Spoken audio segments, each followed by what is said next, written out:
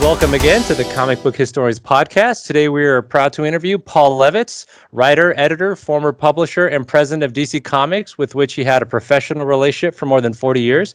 He is one of the key figures in revitalizing DC Comics through a strong series of managerial and creative decisions, and his writing and bringing the visitor to Valiant Comics. Paul, thanks for joining us today. Pleasure to be here, guys. So my first question is, I know you were born in 1956 in Brooklyn, correct? Yep. Can you talk a little bit about your earliest days, your parents, what they did for a living, that kind of thing? Sure. So I was born in Brooklyn almost exactly when Brooklyn stopped being cool, right about when the Dodgers got out of town, my father's annoyance. Dad was the chief clerk for an industrial hardware place. Basically, the nuts and bolts you used to build all the buildings in the New York area, all the towers and the rest came from their store. Mom had been a bookkeeper for the years she was working. She'd also gone back to school. And interestingly, for this audience, had been a student of Wortham's for about 2 minutes somewhere along the line at Brooklyn College. Wow. Oh, that's interesting. Did she have an impression of him? No, she just recognized the name, years later. Sure.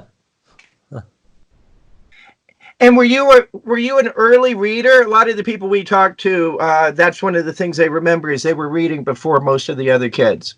Oh yeah. No, if I had a superpower in my youth, it was my reading.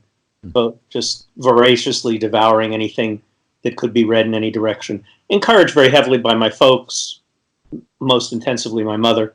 For the comics, those were the eras when the slightly older kids on the block would have a carton of their comics in their garage, and you'd go sit there and paw through and find something that you wanted to read. Of course, any kind of book. I'm a great fan of Dr. Dolittle when I was very young, and on up then through mysteries and science fiction and almost anything I could get my hands on. And you started, you were reading DC Comics more than Marvel at the very beginnings, is that right? Well, Marvel didn't have as good distribution in those early years, at least in Brooklyn. I think nationally it was kind of a little bit like the situation some of the independents and second-tier companies have today with the comic shops, where you go into any comic shop and you can find DC and Marvel, but you can't necessarily find Valiant or Boom or Dynamite in every shop. Sure. Well, the good shops, the bigger shops, certainly. And obviously it depends on what the individual customer base really loves in that area that really determines it. But newsstand distribution was by its nature kind of random. And if you remember your history, in the early 60s, DC sister company Independent News was controlling Marvel's newsstand distribution. Yeah. And did that have something to do with the fact that they didn't have the greatest distribution? Possibly. Right. No first-hand knowledge or evidence, just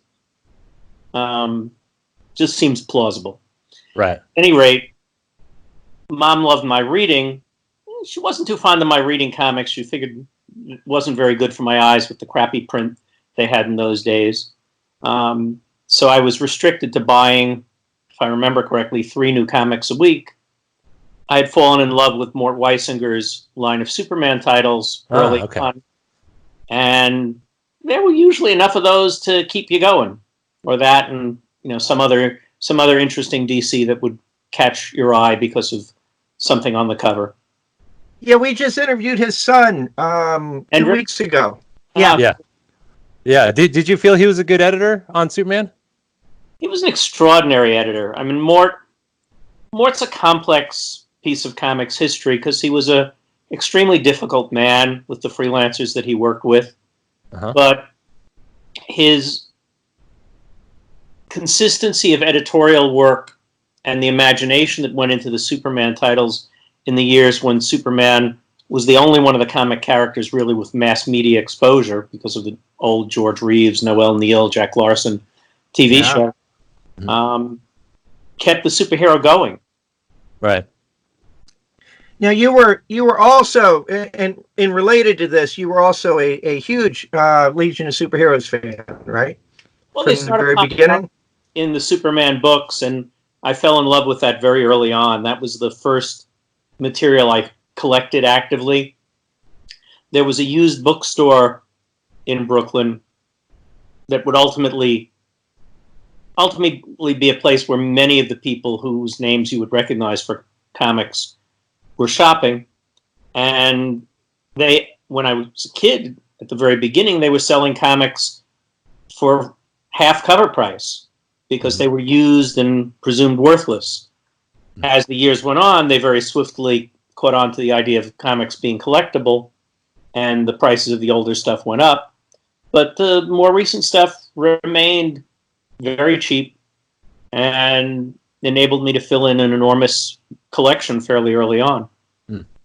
Now, at some point, you started to read. You were able to access some Marvel comics. I know you were like a Avengers fan.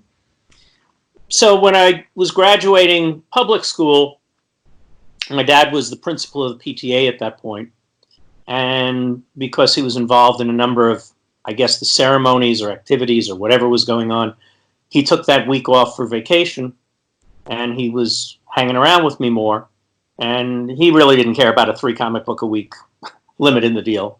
So I was able to pick up a few of the Marvels. I had read Marvels over the years before. I had one good friend on my block who loved Fantastic Four and argued with me that Fantastic Four was so much better than Legion. In retrospect, technically speaking, he probably was right. But it wasn't my flavor at that moment. And I had encountered an issue or two of Ditko's Spider-Man in one of the friends' cartons, but I wasn't really paying attention to the credits at that point. I thought of Ditko only as the guy who drew the ugly faces. Right. But now, when Ditko moved over to DC the first time and was doing Creeper and stuff, you would have been old enough at that point to be paying attention. Were you aware of him when he made the switch? Yeah, well, you're jumping a distance ahead in time, I guess. Yeah. I mean, not a lot, but... Well, we're going to go back. He's just asking the same thing. Yeah. Just in terms of 60... Ditko went over to DC, 67 or so, in terms of the Creeper? 68? Yeah, I know. I certainly knew the names by that point. I encountered fanzines for the first time about a minute before that. A friend in the country, we used to go away to the Catskills for the summer. A friend in the country ordered an issue of On the Drawing Board, the then current version of the comic reader. Right. And wow, you have all this information about what's coming and what's happening. And by that point, I was developing a more knowledgeable taste. I don't know that it was more sophisticated yet. Okay. I'm not sure I can claim my taste in comics today is more sophisticated. But I was much more beginning to be aware of the names of people. I was starting to write letters to see if I could get my letters published, starting to do, I'll call them proto fanzines. Yeah, right. You were doing that by 11, right? It sounds about right. I think the first ones done on carbon paper were probably at about 11. And that was kind of inspired by the comic reader? Absolutely. And at 14, right around 1971, you actually started up Etc., correct? So the main news magazine of the era was Don and Maggie Thompson's Newfangles. Right. And they were a young married couple. They'd been doing the fanzines for a bunch of years. They, I think, had the second kid right about then. And life was getting busy and life was getting complicated. And they figured they couldn't keep this up for very long. Right. So they announced they were going to go out of business in a year. That way they didn't have to return any money to anybody for subscriptions. but you could send in and order the remaining issues. Yes.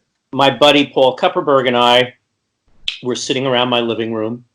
Oh my God, we're not going to know what's going on. And we scraped together $16 between the two of us, which is a little more money than it is now, but still wasn't a hell of a lot of money. Uh-huh. And started Etc., a news magazine.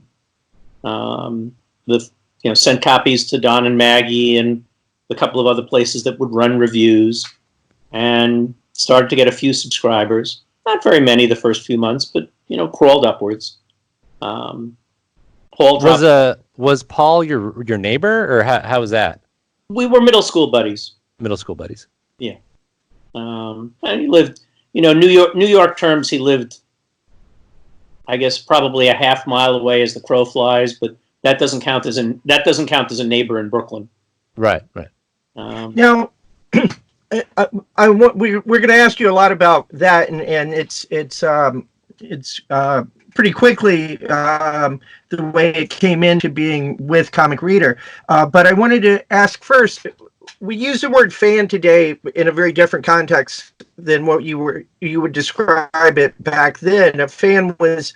Can you talk about what a fan meant back in '71? Well, I think that the difference, and it's not simply a matter of comics today.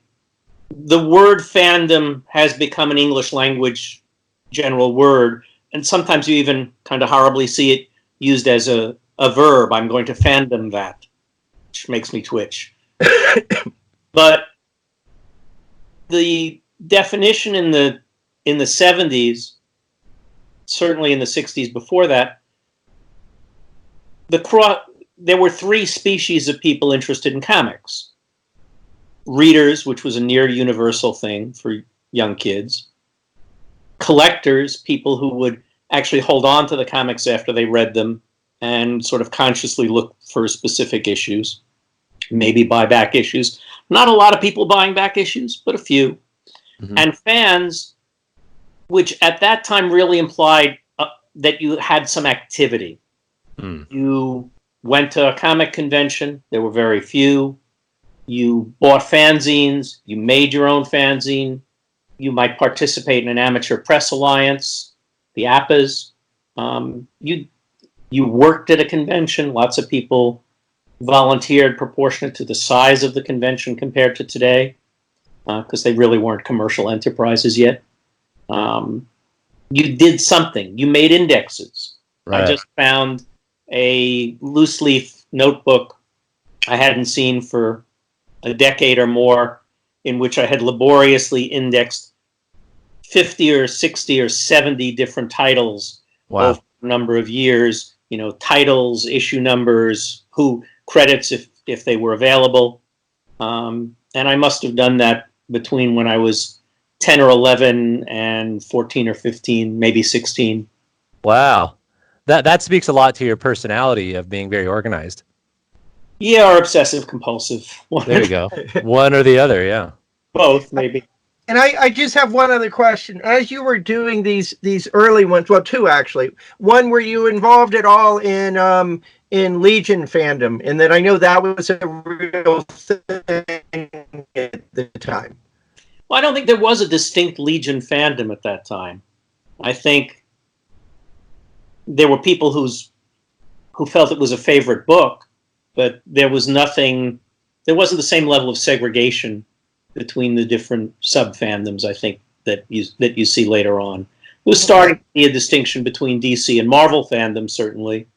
And, Stan was doing such amazing P.T. Barnum-like rousing of the Merry Marvel Marching Society and right. The rank order that you could earn as a Marvel fan by getting a letter published or finding a mistake or buying 3 or more titles or whatever the numbers were.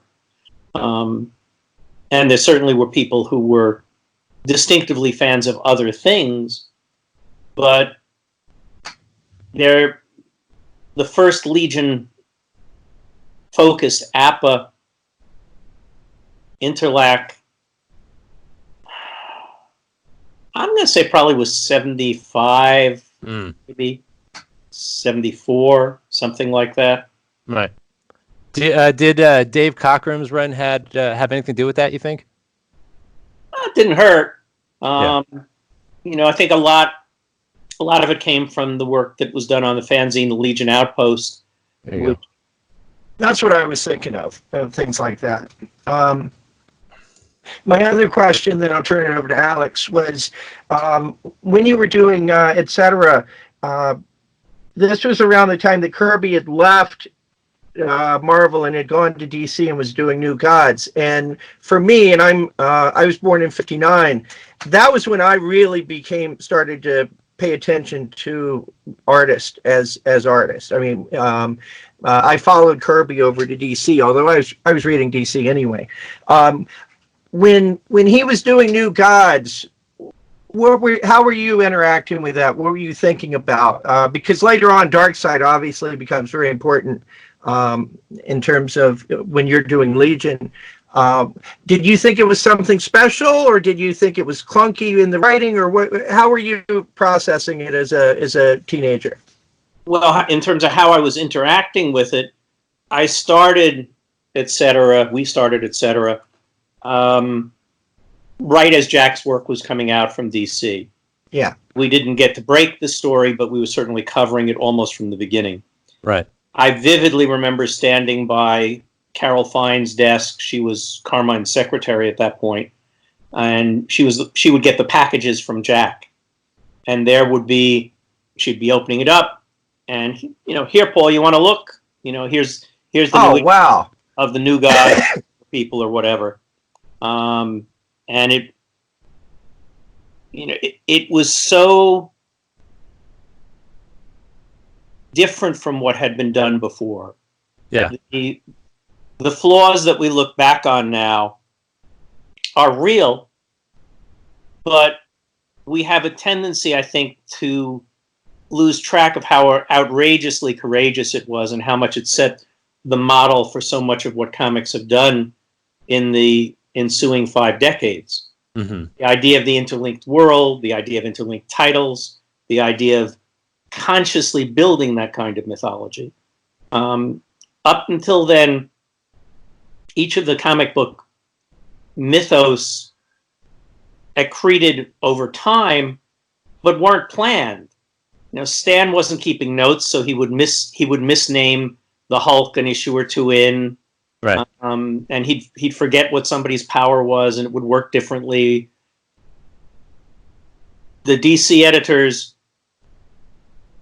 were no more focused on it. Bob Kanigher, who was doing Wonder Woman, would contradict himself completely 2 issues later with a story that went in a whole opposite direction. Julius Schwartz's books that he was doing with Gardner Fox and John Broome as the writers were more structured, but they weren't really focused on mythology. And even when you start things like Flash of Two Worlds and you begin to deal with the idea of a multiverse, it's a thrown out story and it isn't returned to for a year and a half. Sure.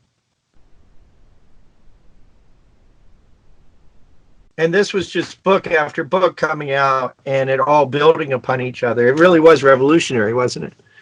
And from one guy's imagination. Right. Weisinger's Superman books had as much mythology, but it had been accreted over a significant amount of time and by Many a team people. of writers, somewhat directed by Mort in that, and certainly encouraged by Mort, and he set a tonality to it, but still not with the same scale to it. And were there people in the DC offices divided about it, or did they all recognize, or just mystified by it, not understanding it, what was happening with it, or did they appreciate what he was doing?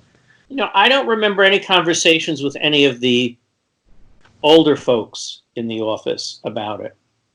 The assistant editors who were, I don't know, between, I guess, 6 and 10 years older than I was, treated me as a peer because they'd come out of comics fandom, and they were very encouraging to me, very supportive of me. The assistant editors at Marvel in that period as well. The major editors at DC were my parents' generation.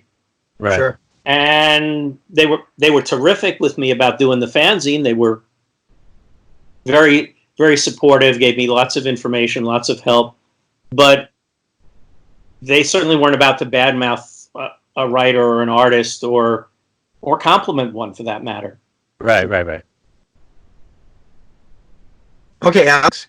Yeah. So now, just to give a quick background to the listener. So On the Drawing Board was a fanzine started by Jerry Bales, which was then changed to the Comics Reader.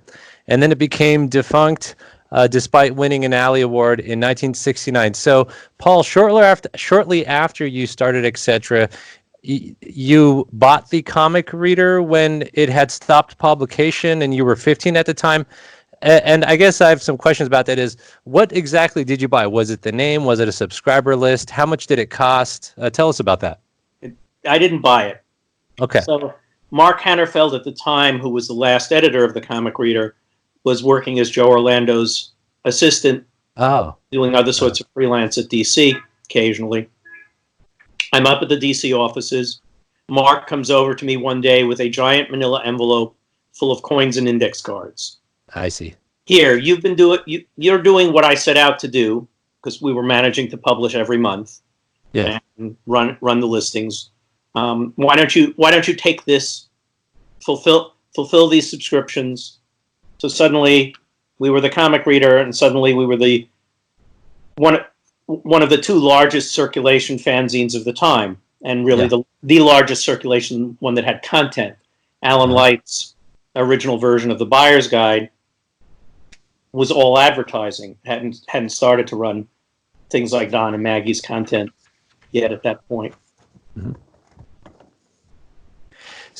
And so then for the next year, you published it as a combined name, etc., and the Comic Reader. And then they ran like that until issue 90. So it went like that for a while. So what exactly happened? They split back up into two separate things? What happened with that? Yeah, well, I transitioned the core fanzine to the Comic Reader because it was a better name. Uh-huh. And when I guess about 2 years into doing the fanzines, I guess I got still more ambitious. By then I had talked my parents into letting me replace the tenant in the basement so that I could have a studio set up there to run the business out of. And Copperberg had gotten back involved. He wanted to do an article fanzine, so we put the name etc. on that. We did an issue of True Fantasy Theater, which had been a fanzine at that time. And we also started working on the New York Comic Convention program books around that time. Mm-hmm. So were you both working on both of them, or were you working on TCR and he was working on etc.? Well, I mean, I was the editor on TCR, he was the editor on etc. Mm-hmm. I mean, I was running the business, if you want to call it a business, of both. Mm-hmm. He was occasionally contributing articles, and it wasn't just the two of us. There were other folks who were hanging around. A lot of the young people who were moving to New York from fandom to break into comics at that point would hang out in the basement and be helpful, be part of it. Mm-hmm. People would either be regular columnists, Doug Munch, who would write about 1,000 Marvel comics, I think. Right, a lot. Warren had a column at one point. Mark Evanier had a column occasionally. Tony Isabella had a column. Huh? Names you would recognize. So I saw that. So you got 2 Best Fanzine awards, and you attracted. Hold on a second.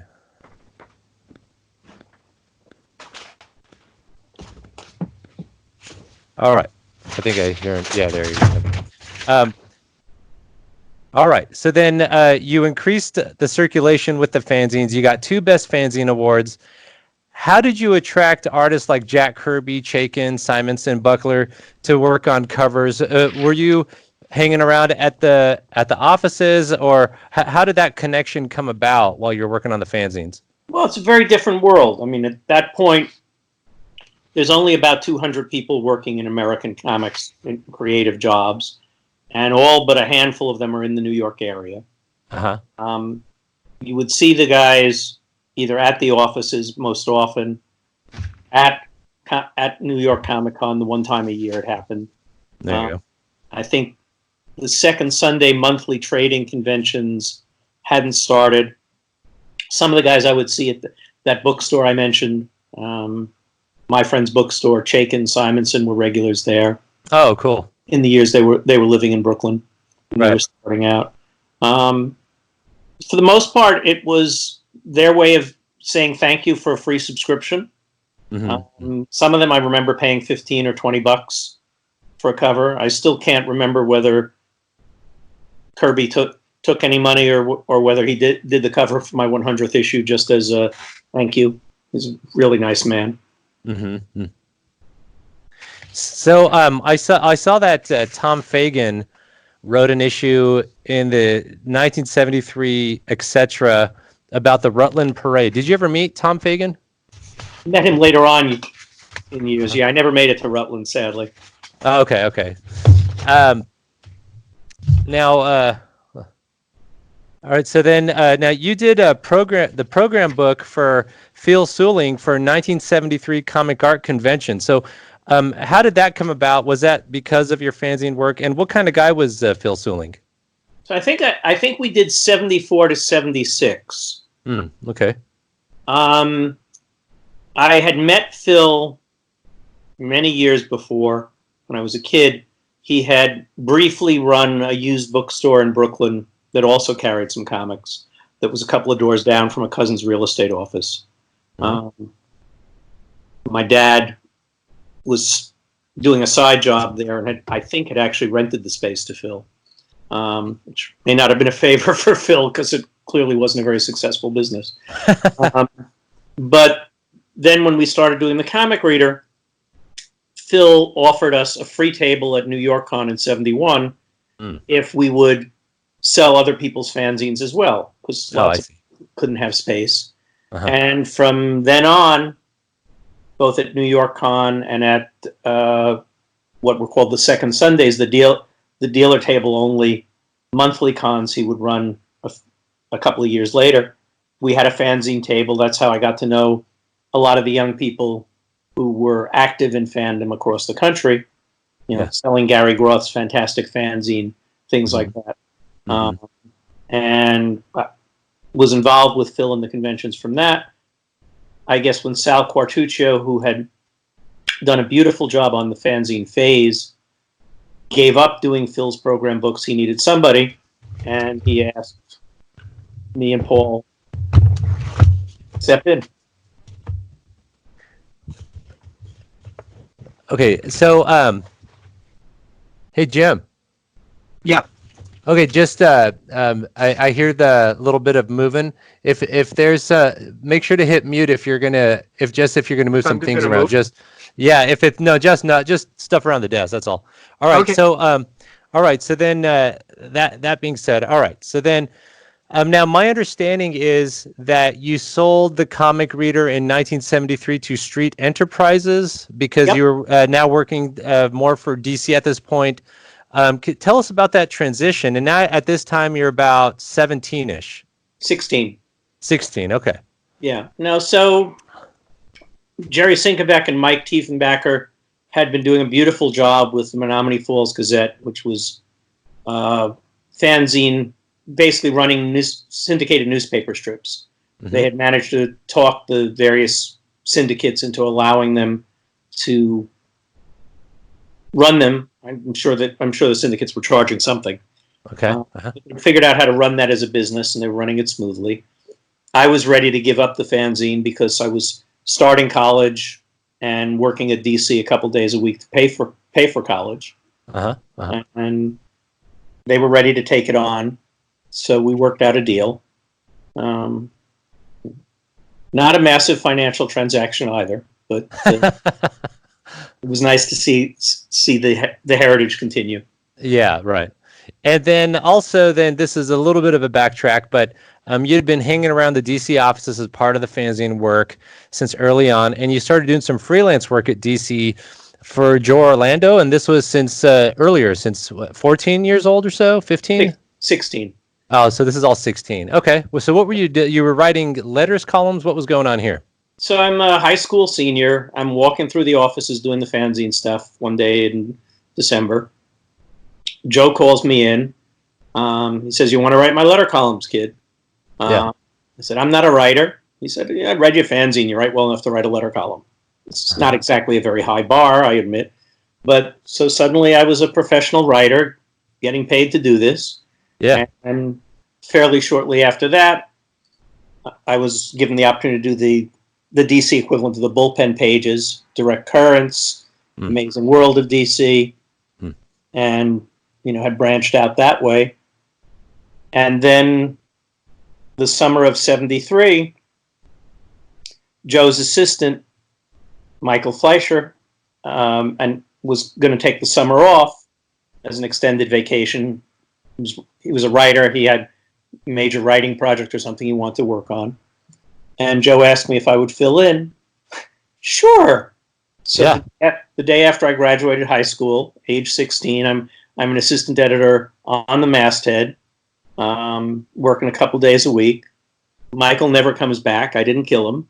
He went off to write and do some really interesting stuff with the UN in Africa eventually. Okay, so there wasn't a homicide involved. That's good. As far as I can recall, I've not killed anybody along So then and then your first staff job was assistant editor for under Orlando, right? Yep. So tell us about that. Well, Joe was doing a lot of mystery books, one or two things that verged on the superheroes. A couple of war books, I think, at the time. And from time to time, depending on what genre DC was getting into that week, Carmine would walk in and tell him he had just put 2 sword and sorcery books on the schedule, come up with them. So as an assistant editor, particularly on the mystery books, you did a lot of rewrite. Joe bought a lot of stuff either from very young writers or very old writers, and it's kind of a tie which one of them needed more help. So I felt I had learned enough to write. I began to do a couple of short mystery stories for Joe and for Tex Blaisdell, who was editing a couple of titles at that time.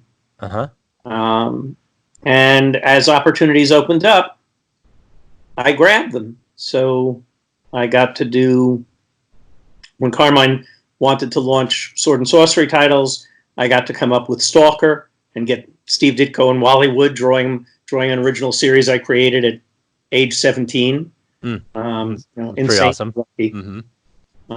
And wrote some Phantom Strangers, wrote an issue of Karate Kid, wrote a few Aquamans. And when Gerry Conway, he came over from Marvel around this time as well. Is that correct? Yep. Gerry wanted to try his hand at being an editor. He, I think, had been pissed off at the dynamic with Len and Marv, who were sharing the editor-in-chief role there for a while. Right. I forget the exact details, but function of who got which Spider-Man book to do or something. Right. And he came over as a very young editor and had to really create a new line of titles. He wasn't given anything much of the established material to work with. And I took on being his assistant as well. Got an extra day here and there out of it. Learned a lot. Gerry was a really solid writer. So you felt that, was he an influence on you as far as writing style and such? Oh, absolutely. Gerry, Denny O'Neil, who would edit my stuff about a minute later. Anybody whose hand touched my work in those early years was an influence, because I was so busy learning. I was so awkward and so young. Right. Yeah, because I saw that on some of the writing credits at the time. It'll say by Gerry Conway and Paul Levitz. Like it'll be like a combined writing credit. And so usually that's a case where Gerry's schedule was so full that he would have the idea for a story but wouldn't have time to do the breakdowns of it for the artist, and I'd jump in and do something like that. Or vice versa on Aquaman, there were one or two issues where, because Carmine was not impressed with early writing, he wanted somebody more experienced to work on it. So I might have plotted it and Gerry might have executed it, but it very rarely was anything resembling a marriage of equals. I see. Vastly more experienced than I was. More experience. And now you were doing this while you were starting college. So you were kind of doing two things at once here that sound both very busy. Yeah. Uh-huh. I think it's pretty clear over the years that I have a pretty good capacity for work. Yeah, you can do a lot of things at once. So what was the DC environment like in those days as far as this is like toward the end of Carmine's run there.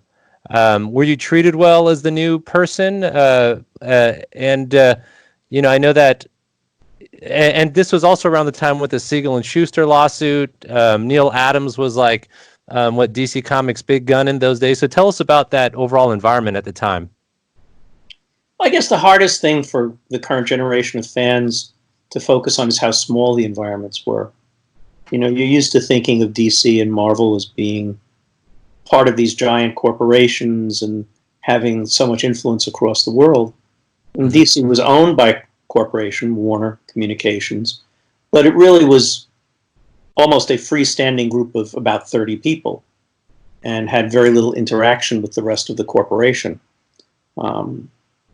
Marvel was even smaller and part of an even smaller organization. Mm-hmm. So these were really small communities. In general, the older guys at DC were incredibly supportive. Mm-hmm. I was a very young kid, and occasionally I was a smartass, and I was occasionally trying to do things where my reach exceeded my grasp, I suspect. So there were, from time to time, problems based on that, but I think they were probably kinder to me than I would have been to me. Them. Uh-huh. And mostly, I just learned an enormous amount from them, because Chaykin's line is that we were there for the end of the beginning. Right. And we really got to know the people who created the business that way and hear the stories of the beginning. Right. What was your impression of the Siegel and Shuster lawsuit at the time, like while it was going on in '75? That wasn't a lawsuit. That was a public relations campaign. They did public relations campaign. There you go.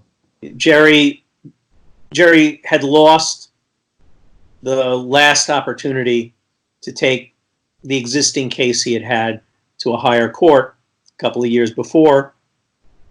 He and Joe were both in pretty miserable financial shape. And with the Superman movie in pre-production or production at the time, he felt that he had an opportunity to embarrass Warner into being more generous to him. Right. And that worked. Yes. Perfectly. I got to know Gerry and Joe at that point, to my pleasure, and remained friends with them for the rest of their lives. I think all of certainly the young people in comics in the mid-'70s were very conscious that the deals that had been in place for creators had not worked to the creators' advantage. Right. Depending on where you stood philosophically or politically, people would either argue that they had been ripped off, or people would simply say, hey, it was a time when this was the norm, but the norm sucked. Yes. The people who created all of this wonderful stuff should have done better as a result. Mm-hmm. And there was certainly a lot of consciousness of it, a lot of discussion of it, a lot of frustration about it, and a hope that in the ensuing years we could make the industry a better place somehow. Right. Which I think we feel like you did. Did you have dealings with Neil Adams? He was running continuity with Dick Giordano. What was the relationship between DC Comics and continuity around this time? Well, if you're talking about the Carmine's last days, there really wasn't a hell of a lot. Uh-huh. Dick would ink something occasionally, but Neil was doing nothing or almost nothing in comics in Carmine's last couple of years. Uh-huh. After Jenette arrived, Neil became much more involved with DC for a while. I see. And did a bunch of covers and certainly gave a lot of background and advice to Jenette about his view of the industry. He's never been shy about his views. Right. What was your relationship with Carmine Infantino as he was ending? Did you have much of a relationship with him at the time before he left as publisher? Well, it was a small place. He had a relationship with everybody. Mm-hmm. He was the boss in the place. As I say, there were 30 of us. He knew he knew everything that was going on. Was he? Do you feel like this is a tough question? Do you feel like he was a good publisher? No, I think Carmine was an extraordinary artist. He was a great cover editor. He was a very good editorial director. When you look back and you look at the group of people he brought into roles as editors, Joe Orlando, Dick Giordano, Joe Kubert, those are three people who contributed a tremendous amount to the company in the next batch of years. You look at the talent he brought into DC in those years, Kirby, Ditko. Those are great contributions. It was a crappy time to be on the business side of the company. The comic book business, as it was configured, was shrinking out of existence. A lot of pressure. Carmine was not trained in business, educated in business, really incredibly comfortable on the business side of it, in my opinion. And he did some things to try to make it better for the talent. Mm-hmm. He started the return of original art at DC. He started reprint payments at DC. But he wasn't able to put all of it in place firmly because of the difficulties of the economy. And he wasn't able to stay a steady course because every time the company took 2 steps in a given direction, business sucked, there was corporate pressure, and he would go shooting off in some other direction to try and respond to it. I don't think he did a great job in his years on the business side, but I'm not sure anybody could have at that time. Certainly Marvel was not triumphing as a business company in those same years. Mm-hmm. Interesting. All right. So, Jim, you're going to talk about freelancing. Yeah, we're going to talk about, Paul, about the writing. You talked about Stalker, creating Stalker. It's amazing to me that at age 17, you were working with Steve Ditko and Wally Wood, and as a comic fan, that must have been both. Hey, Jim, quick thrilling question. And intimidating. Hey, Jim. Yeah. There's something. I think something would. Yes. I think to improve your sound quality, what you may want to do is you may want to click to disengage your camera. Just turn video off, and then I think your audio is going to have less of the Peter Frampton thing going on. Oh, is it having that? Yeah. Oh, okay. Usually I hear that from you. Right. All right. Let me try that. So keep everything on. Just hit the turn video off. There you go. All right. You're not tired of looking at me. No, not at all. I prefer to, obviously, yes. But no, you sound a lot better now. So go ahead. Okay, you want me to? So I'm going to repeat my question, Alex. Go ahead. Yes. Okay. So I wanted to talk to you about your earliest writing, and the notion for me that's just astounding is for you to create a character like Stalker and to have Steve Ditko and Wally Wood on inks working on it. Was that thrilling or more intimidating? I don't intimidate a lot, I don't think. And I certainly was too young and too dopey to intimidate much at that age. It was thrilling. You know, Carmine had literally stuck his head in and said, "Joe, I need 2 more Sword and Sorcery books. One's coming out in January, you're 2 months late on it. One's coming out in February, you're only 1 month late on it." I may be getting the months wrong, but I think that's about what it was. You know, and he walks out, and I say, "I could write one. You know, I like Sword and Sorcery. I can try that, Joe." And Joe said, "All right, come in with something tomorrow." So I went home and I channeled my best Michael Moorcock and came up with Stalker.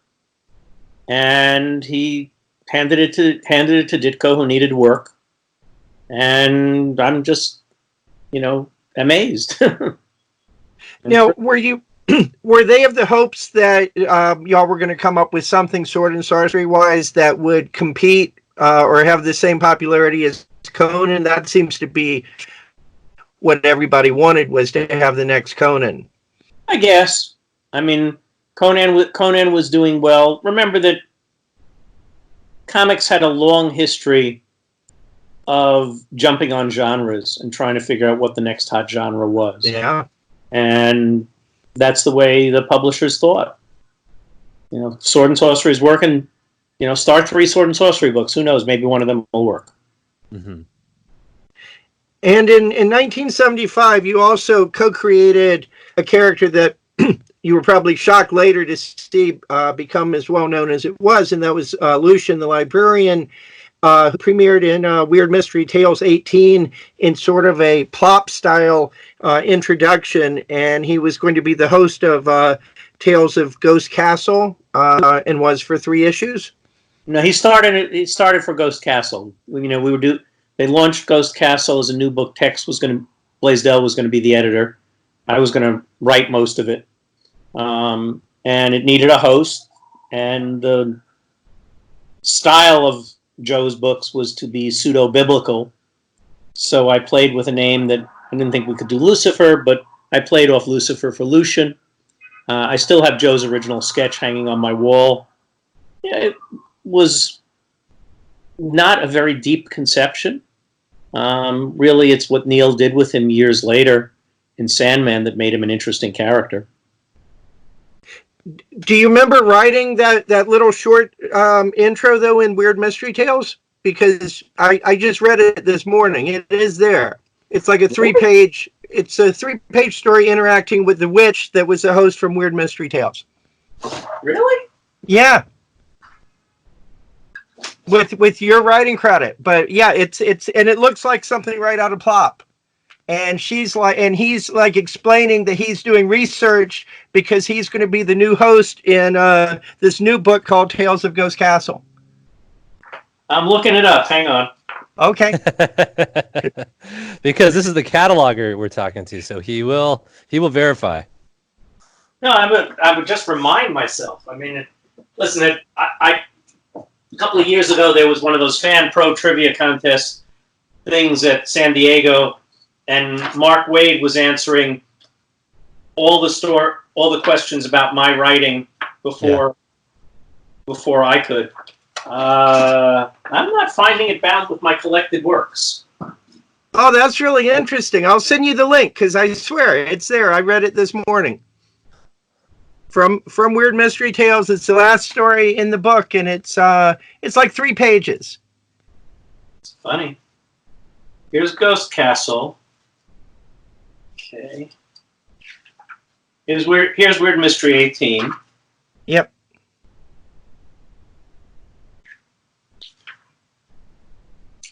That's cool. I like how Paul is going to make sure. I like that. I mean, that speaks to even your early days as cataloging each issue, and this is definitely, it's cool to see your personality at work.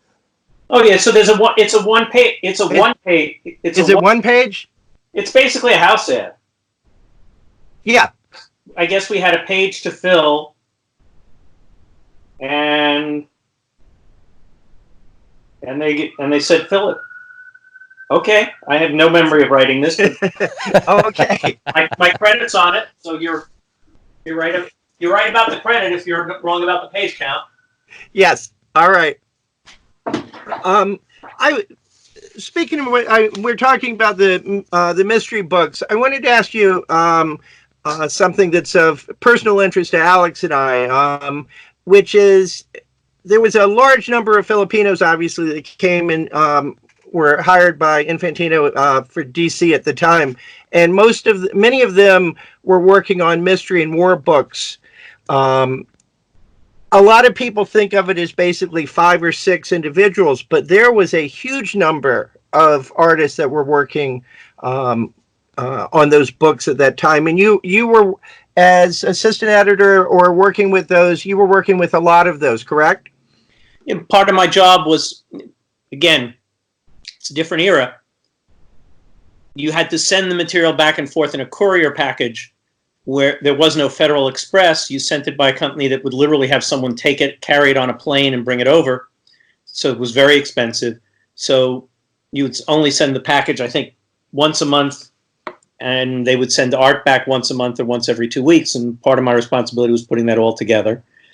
If you had to make a call over there to check on something, I think we had to get Carmine's permission to call that long distance. I remember once being on the phone and Alex Nino was late on something, and the answer was, "Yes, we are sending a runner out into the jungle to find Alex."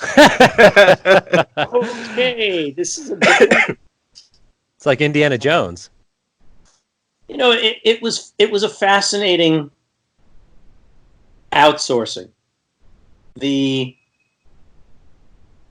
Tony DiZuniga's wife Mary had set up the first version of it, and then Nestor Redondo took it over.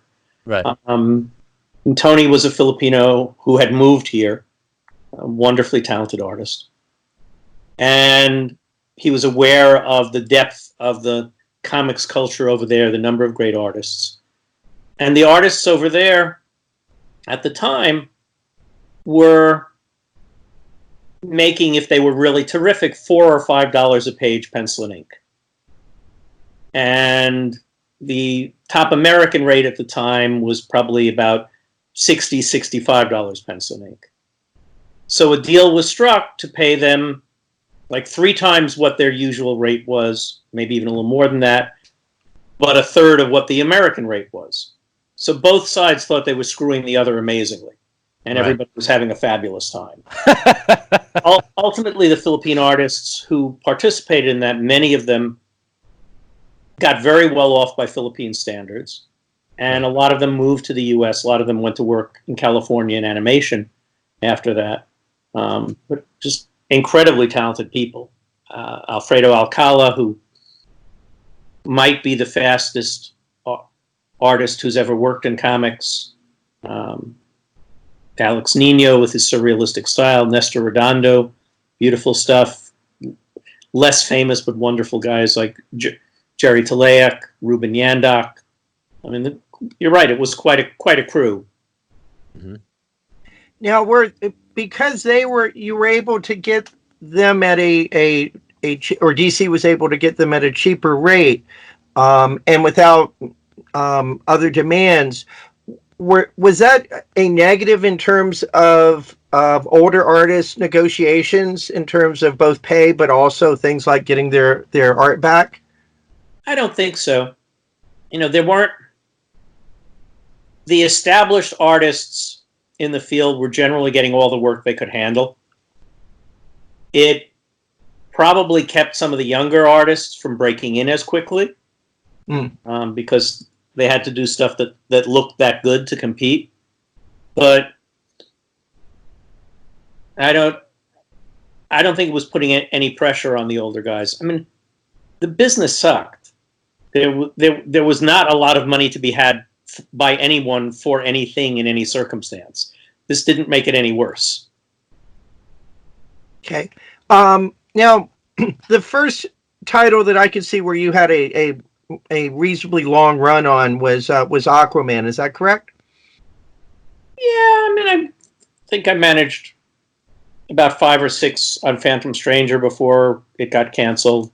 But Aquaman certainly is the first superhero title that I had to play. And the first issue you did was by Grell, but all the rest were Jim Aparo. Would that be right? Yeah, well, the one with Grell was just a backup, and when it became the lead feature a few months later, Aparo had been doing the Spectre, and he moved over to take over Aquaman, which replaced it. Had he done the Phantom Stranger issues that you had done, or was that somebody else? Okay. No. Mine were, I think, all by Fred Carrillo, one of the Filipinos. And were you happy with Aparo on Aquaman? And did you care about Aquaman? Was he a character you had any connection with? I mean, I had read Aquaman through the years. I can't say I had any particular passion for him going in, other than it was an opportunity to do a superhero thing, and Joe wasn't usually in the superhero business. Aparo was, if not the best artist at DC for superhero material at that time, certainly arguably the best. So I was thrilled. Yeah, that's great. And again, right off the bat, you're getting some of the best people working with you. That's exciting. Was that educational? Was that helpful being a rookie writer to be working with people that had experience or were just innately really solid? Did that help you learn to be a better writer? It's an interesting question. I never thought about that. It probably did. I mean, one of the things that is distinctive about my work, I guess I'd say, I've been told by many artists over the years that I write very drawable scripts. Mm.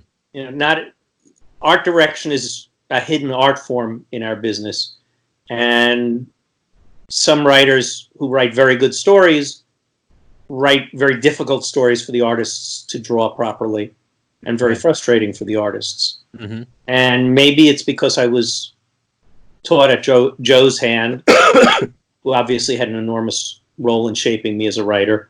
But it's also certainly possible that seeing what Aparo or Ditko, Grell, the other really talented people I got to work with in the first batch of years did with my work, that certainly could have helped in all of that. That is, I'm interested in that. That's funny because I've heard that about yours and Archie Goodwin's, that that's something you two had in common, that you can write scripts that artists felt that it was like keyed for the artist to draw. That's an interesting characteristic. I'm honored to be in Archie's company in a sentence, and he was way over my pay grade. Remember also, Archie was a cartoonist himself, so he was able to think visually in a way that very few of us can. Now, can you draw at all? Nope. No interest? You weren't an artist as a kid at all? No skill. I took a couple of art classes. I don't think they threw me out, but they should have. So I want to kind of be a bit of a fan myself now and talk about All-Star Comics. When you took that over with in 1976, was that something that was a dream project for you? Were you interested in those characters a lot? Because there seemed to be a great love of those characters in that All-Star run. Thank you. Well, the first comic I can remember buying myself off a newsstand was a part of the first JLA JSA team-up. So I've loved those guys for a very long time. When Gerry came to DC, as I said, he didn't get assigned a lot of existing books to work on as an editor. So he had to create stuff or revive stuff out of DC's history. And a couple of the things that he revived, he didn't know much about the background of, but he knew had been successful in years past. All-Star Comics, Black Hawk. In the case of Black Hawk, I was never a Black Hawk fan. Didn't know the material particularly well. And so Jack Harris, who was Murray Boltinoff's assistant editor, as his full-time gig, stepped in to be Gerry's other assistant on that and really provide the background information. On All-Star, I'm sure Roy Thomas was feeding Gerry a tremendous amount of information because they were good friends. But since I knew those characters well, that was a natural one for me to help out on. And in terms of bringing Wally Wood on board, where was Wally Wood at the time? How was he doing? Was he in a good place or a bad place? Was he getting a lot of work? What was because I've heard different things about his participation on this. Well, you didn't hear anything about his being in a good place at that time. These are the last years of his life. Yeah, I'm trying to be a little diplomatic, but I mean, Joe Orlando had been Woody's sidekick back in the EC days. Sure. Right. Shared studio space with him, had a long-standing relationship with him. So in the mid-'70s, I don't know what Woody had been doing immediately previously. Probably was the strips for the Army newspapers. He had packaged 2 or 3 of them. Sally Forth, I forget the names of the other 1 or 2. Shattuck and Cannon. Okay. I don't know if those had wrapped up or were just not paying as well. So he was trying to get Woody more work at DC. And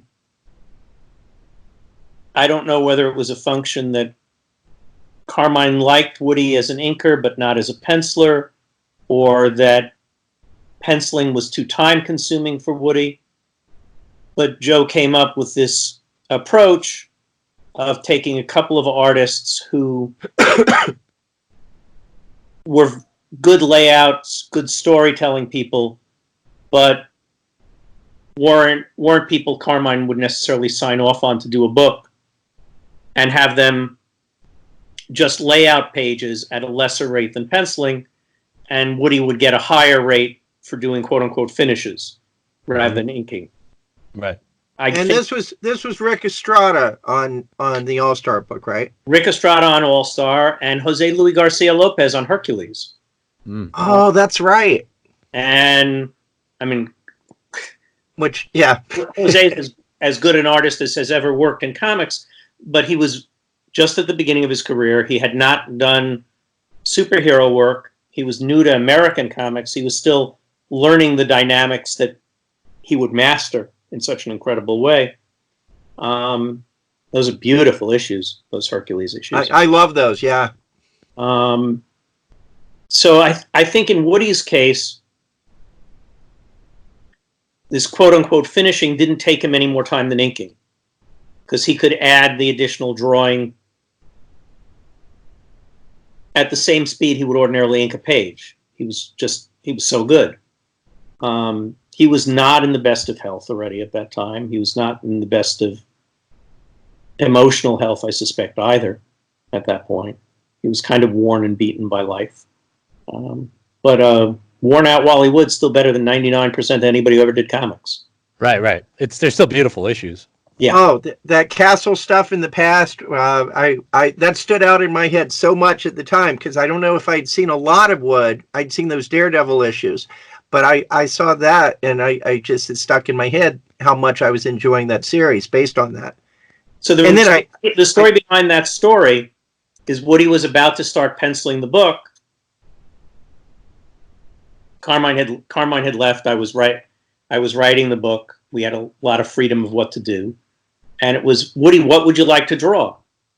And he did a little pencil sketch of Superman in a suit of armor on a napkin.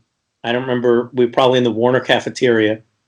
And that was the basis of that story. Oh, that's great.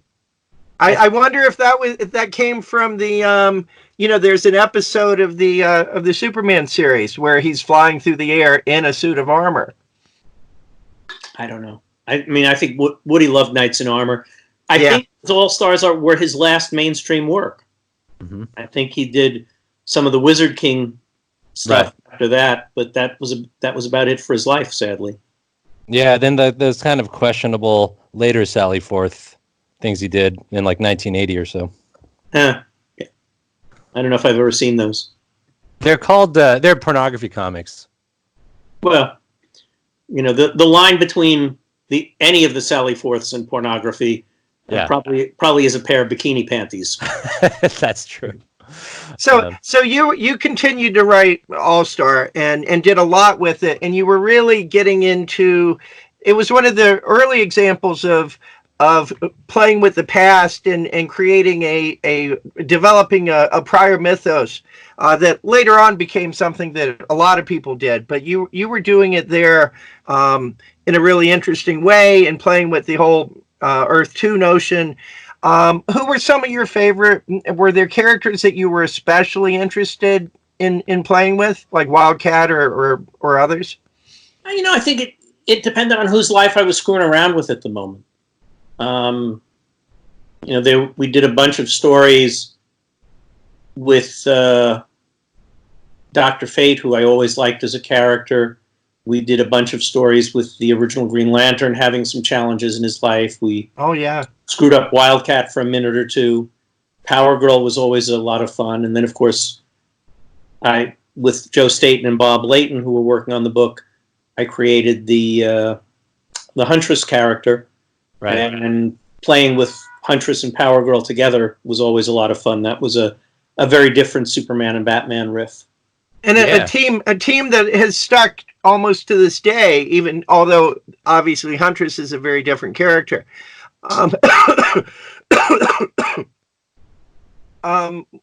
And she was a creation entirely. Was she a creation entirely of yours, or co-creation? Definitely a co-creation with Joe and Bob. And Bob Layton came from the Woody school, right? So that seemed like a nice transition from Woody's inks. I think he was assisting Woody at the time. Right. So many people did over the years. It's hard to keep track of the people who were Wally Wood assistants or Dick Giordano assistants. Yeah, that's true. Yeah, you're right. Both great teachers. I'm going to go off script just for a minute and ask you something that takes place later, which is this was all obviously Earth 2. Did you miss that when after Crisis? Do you think it was it the right thing to do or a mistake to get rid of the alternate Earths? Well, the logic at the time, and it goes back to actually something Gerry Conway had suggested in the 70s. The logic was that the multiverse was too complicated for the readers. We were still thinking of our readers as primarily being 12-year-olds, 13-year-olds. By the time of Crisis, we thought they were a little brighter and starting to be a little older, maybe 16 years old. But all this multiverse, the metaphysics of all of it, seemed awfully complicated. And Marvel was doing very well. Was one of Marvel's advantages that they had this singular, seemingly logical continuity. So that was the logic behind condensing it. I certainly missed the characters, but they all came back eventually. Right. Yeah. And of course, that also didn't do the Legion any favors, and your first Legion run would have been back in this period of time too. Can you talk about that? Now, this isn't the second one you did with Keith Giffen, but with the your first run at the Legion, being one of your favorite books anyway. What was it like to actually be working on that, and were you satisfied with it? Well, Jim Shooter went over to Marvel to be an assistant editor there, and he had been doing Legion again. I think I would have killed anyone who stood between me and the book at that point. At that point, I might have become a murderer. But Denny O'Neil was editing it for a minute or two, and he had no idea who the characters were, so he really needed somebody who was a deep Legion fan, so he was very, very happy to let me have the assignment. I went through a number of editors during that run, Denny, Al Milgram, principally.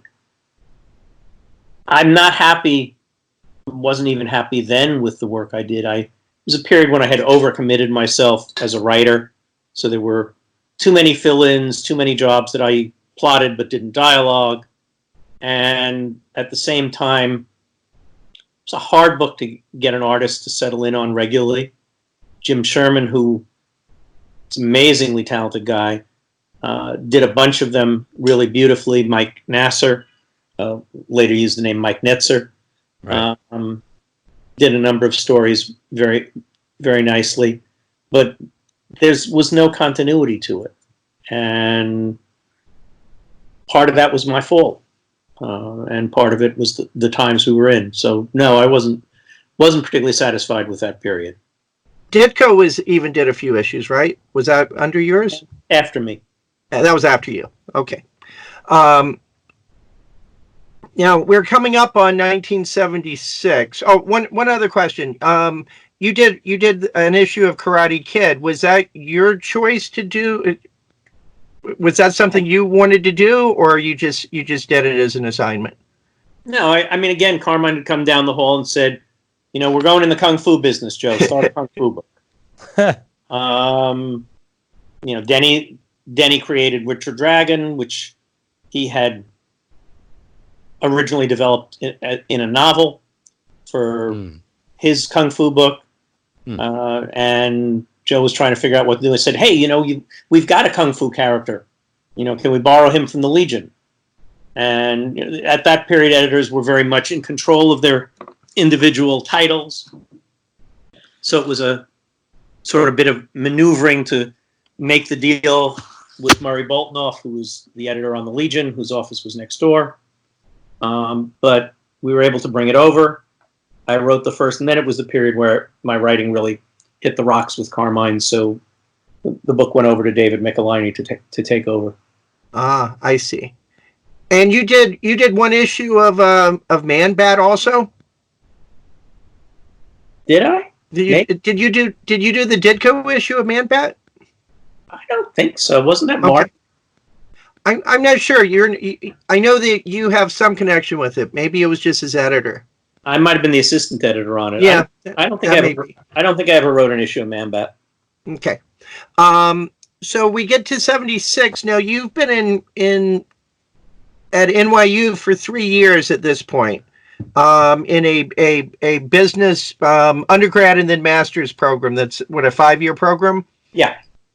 And after 3 years, things are going so well at DC that you were making more money than you were going to make if you graduated from that program. Is that right? Yep. Okay. Jenette had come in, and the dynamics of the company was changing. It looked like there was some hope. And that's my segue back to Alex. Okay. So in 1976, there were changes. Carmine was essentially let go at DC Comics. Saul Harrison became president. Jenette Kahn became a publisher. And so there was a change, essentially a quickly changing culture at DC Comics. So tell me what you mean by there was hope now. You became a full-time editor at this point. Tell me what you mean by there was hope and what was not looking like it was hope before she came. Well, in the 70s, the prevailing wisdom was the comic book business was dying. Ah, okay. The business model, what you call the product life cycle in marketing terms, that the traditional comic book had been in, was clearly coasting to an end. The affidavit returns and all that, right? The affidavit returns really have very little to do with it. There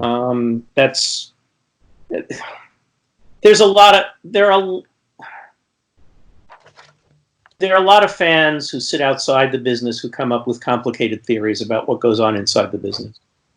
And there's several flaws to that. First of all, it's profound ignorance. I shared as a kid, I wrote a column called Comic Economics a few times for Joe Brancadelli's fanzine. It's naive. I didn't know much about business. I certainly didn't know any inside information. And the comic book business was not a very public business.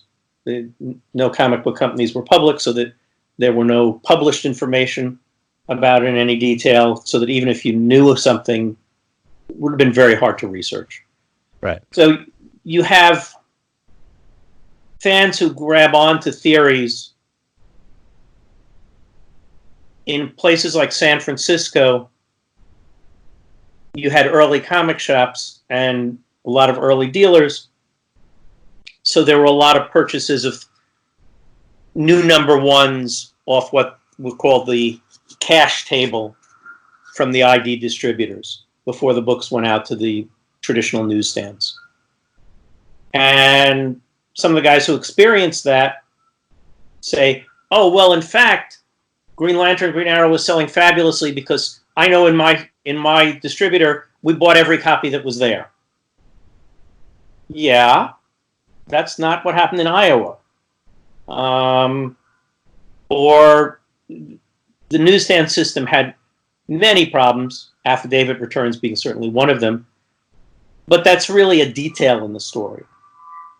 I mean, the essence of the story was that this form of distribution, which had existed in America for magazines, wasn't a great fit for comic books to start with because it was designed for advertising-supported magazines to maximize circulation, even if it didn't generate any profit from the circulation per se, because the profit would come from advertising.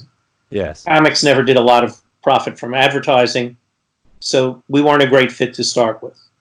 So in the 1950s, when Playboy could sell 90% of the copies it put out in the newsstand, a good selling comic book might sell 50 or 60% of the copies it put out. Right. By the 1970s, Playboy's selling 50%, 60%, and the comic books are selling 30%. Mm-hmm. You're printing 3 to sell 1, which pushes up the price, lowers the profitability, and at the same time, the number of newsstands keeps declining. Mm-hmm. And the locations of the newsstands are becoming less and less friendly to children based on where the population is and how retail is functioning in this country. So a lot of things are coming together, and there's no hope in sight in that. There are a few, by the end of the 70s, there are a few comic shops, but very few. So maybe 10% of the industry's sales on a good day.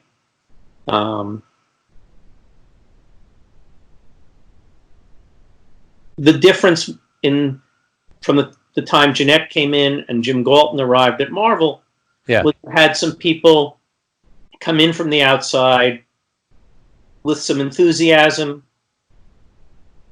with some experience. Jenette had a lot of experience as a children's magazine publisher, which is what comics were presumed to be.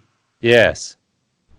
Galton had a lot of experience as a book publisher, and they were trying to fix things. Yeah. It wasn't really fixable at that point. It would take until the comic shop side of the business matured a little bit more. Yeah. But it felt livelier. And certainly in the case of DC, Jenette very much wanted to make things better for the writers and artists. Mm. And for those of us who'd been sitting there influenced by Siegel and Shuster, influenced by frustration at the economics of the business, that said, oh, I can sign on to that. Let me be part of that. Yeah, that's great. And did you two immediately get along upon meeting, you and Jenette? We got along pretty fast. I mean, there weren't a lot of young people in the place. She was very young. She came in at 28 years old. So we're 9.5 years apart in age, and there were 3 other young guys on the editorial side, and maybe 2 in the production department at that point, something like that. Mm. Couple of young women in the production department as board artists, but not a lot of us. And I mean, Jenette's description of how we bonded is, she says, I was the only person who kept saying no. The editors were so scared of this strange young woman who'd arrived from Mars that no one would argue with her. Right. And I would. And we had some wonderful arguments, and we found some good solutions, I guess. Would you consider her, someone that you had learned from, kind of like in the same vein as Joe Orlando or some of the other people you worked with? I learned an enormous amount from Jenette. Very different deck than I learned from Joe. I mean, Joe was a comics guy. He taught me about comics, taught me a little bit about growing up as a human being, certainly too. But Jenette's lessons were much more about how to work with people, how to manage as a leader, how to present yourself. She was a mentor in a whole bunch of ways to me in all of that. In a corporate fashion, it sounds like. I mean, you can't describe Jenette as corporate, but in a complex business world, let's say. I gotcha. She's probably the least corporate person who ever ran a division of a major corporation. Oh, I see what you mean.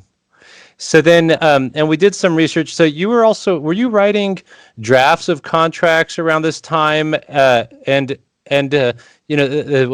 Bob Stein and writing contracts. Tell us, what is there to that? So within the first couple of years after Jenette got there, I began to basically run the administrative side of the editorial department. We used the title editorial coordinator at that point. That was keeping the books on deadline. As we started moving to written contracts, getting written contracts done. It was really challenging to get contracts done by the corporate legal department because they had a lot to do, and DC historically, A, wasn't a very important part of the company, and B, hadn't historically used a lot of legal talent, so hadn't been allotted a lot of support.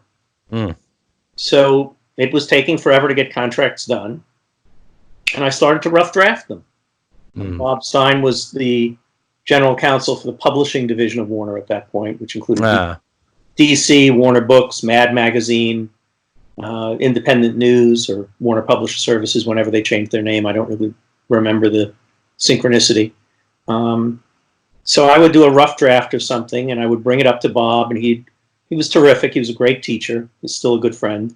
And he would go through it and say, no, this word doesn't mean that legally. You have to use this term in this fashion, or you have to construct this, or did you think about this?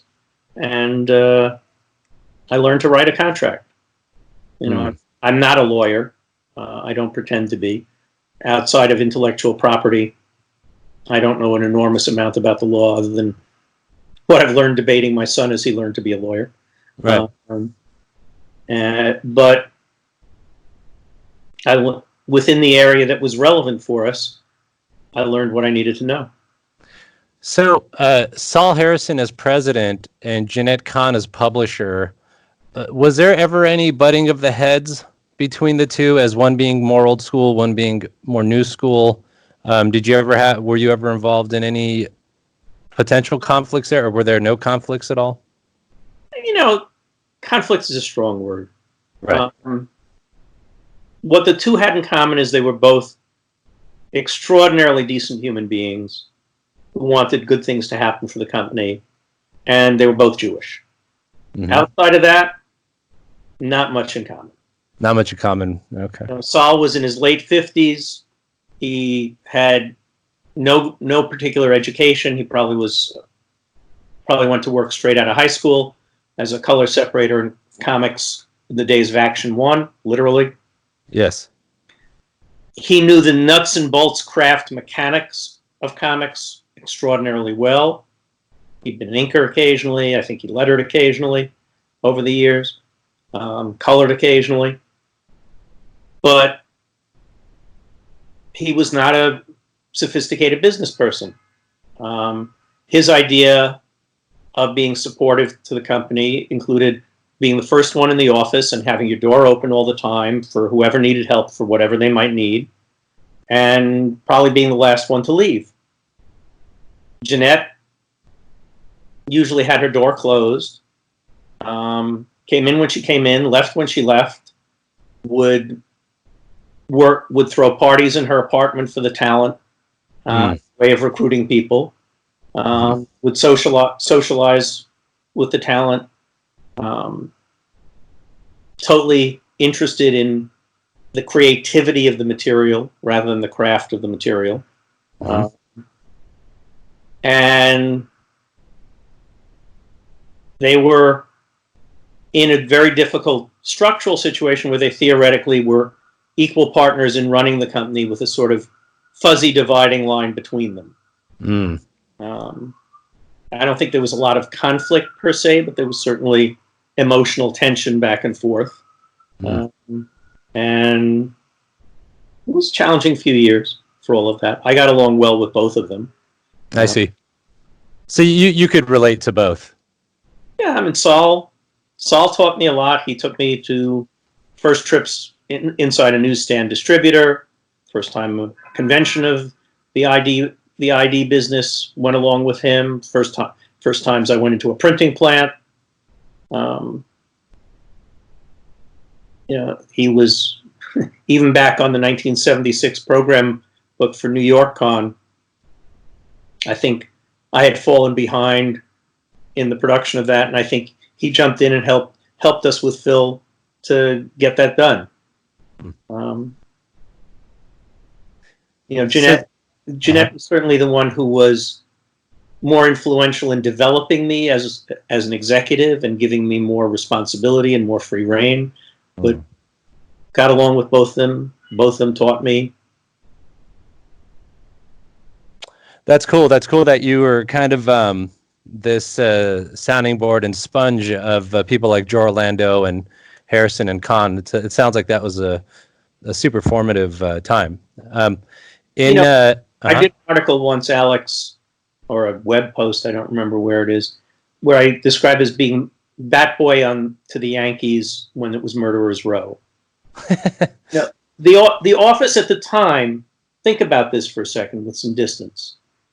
In the first five or so years I'm there,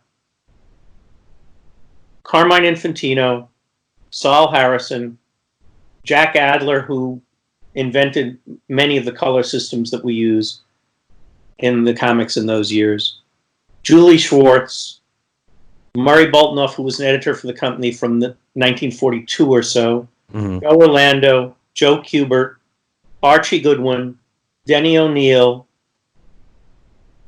Joe Simon's technically an editor. He shows up once in a while. Those are, if any of a couple of those guys haven't made it to the Hall of Fame, but any of them you could argue reasonably could or should, and most of them have made it to the Hall of Fame. Yes. How do you not learn from those people? Yeah, it's incredible. There's no dead weight on that side of the equation. Yeah, they help build this industry. So now in 78, so you were editing Adventure Comics in 76, and in 78 you became editor of Batman Comics following Julius Schwartz. Did you have a vision of Batman at the time going into that? What was, tell us about that transition. So after the implosion, we had to juggle the editorial assignments. Right. And part of the logic that was decided on was that we should have a single editor for each of the major characters. Julie being Julie, he was given his choice. There wasn't enough room on his schedule for him to do both all the Superman books and all the Batman books. So it was, which one do you want? And he picked Superman. I actually think that was the wrong choice for him because I think he was a better Batman editor than a Superman editor in the course of his life. But he felt that was the more prestigious assignment. And particularly we're coming up on the Chris Reeve movie, so there's a lot of logic to it from that point of view. Right. I got the next dibs, so I got Batman. I was much more a Superman reader than I was a Batman reader growing up. But I'd read and enjoyed a fair amount of Batman. Thought it was a good character. So I went in the library, basically took all the Batmans from the beginning and either read or reread them. And wrote what I believe is the first time DC ever had a character Bible. For one of the characters. Wow. So that I could have all the writers on the same page at the same time. Wow, that's awesome. Because that brings a lot of order to the chaos. So then Julius Schwartz, as you mentioned him, what was your impression of Julius Schwartz? You know, he was there for decades, obviously. Were you fond of him? Did you like him? What's your impression of Julius Schwartz? I like Julie a lot. I learned an awful lot about organizational methodology for comics from Julie, record keeping, administering, keeping things on deadline. He was terrific at that side of the job. I felt when he finally asked me to write for him around 78, that's the first time I felt like I really was a professional writer. Cool. You know, getting assignments from Joe or from Gerry. You know, I was there in the middle of it. I was in a privileged position, which I either used or abused. We can probably both at different points. But Julie offering me an assignment was a real editor saying, "You're worthy. Take a shot." Right. And that was DC Comics Presents, right? Yeah. Yeah, I did a few of those. You know, Julie's role in making the comics more intelligent, more sophisticated in the early 60s, the whole creation of the second heroic age, if you will, the Silver Age, is a tremendous contribution to the field. Right. He stayed a long time. Maybe the last few years he wasn't as in tune with the market as he was earlier on. Other challenges of age crept up, and there are things that make his legacy more complicated from those years. Yes. But, you know, if he had done nothing but the work he did from 1956 to 1964, he would be one of the 3 or 4 most important editors comics ever had. Yeah, of all time. So industry changes around this time. So, you know, Jim Shooter became editor-in-chief in 78 in Marvel, and there was some friction he had. And so people like Roy Thomas, Gene Colan, moved over to DC. Jim Starlin also moved over to DC when this was happening. What was your impression just of, like, you know, down the street? Oh, what's going on over there? That all these people are coming over, and did they express their impression of why they left to you? What was your impression of what was going on with that shift? Well, I mean, I don't know that you're timing it out accurately. Because that's that would be 80-81 at this point. Yeah, because, you know, from 76 to 80, I have a regular poker game going. Oh. And it includes Jim, Len Wein, Marv Wolfman, Denny O'Neil, occasionally Chris Claremont, occasionally Frank Miller, Marty Pasco, Jack Abel, Steve Mitchell, Roger Slifer. So there was a lot of cross-company camaraderie, friendly relationship. You know, Jim's one of the best editors of comics, probably one of the 3 best editors of my generation. I'd argue was a better editor than I was. He had, I think, 2 challenges. One, the editor-in-chief title is intrinsically a two-edged sword for a talented person. When you take responsibility for a whole line of the size Marvel was or the DC was, if you approach the editor-in-chief role as saying, I am responsible for each and every one of these books, I will make it right,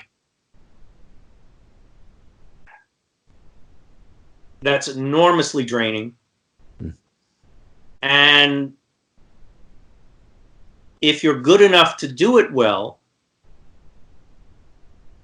I think it either damages you emotionally or damages you physically. Shelley Mayer, who did that back on the All-American line back in the 40s, who I think was an extraordinary editor as well, pretty much destroyed his health in the process. Oh, wow.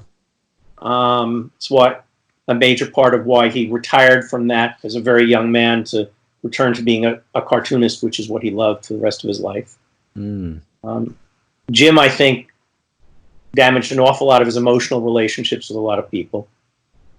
And I think the other problem with it is if you're that good as an editor-in-chief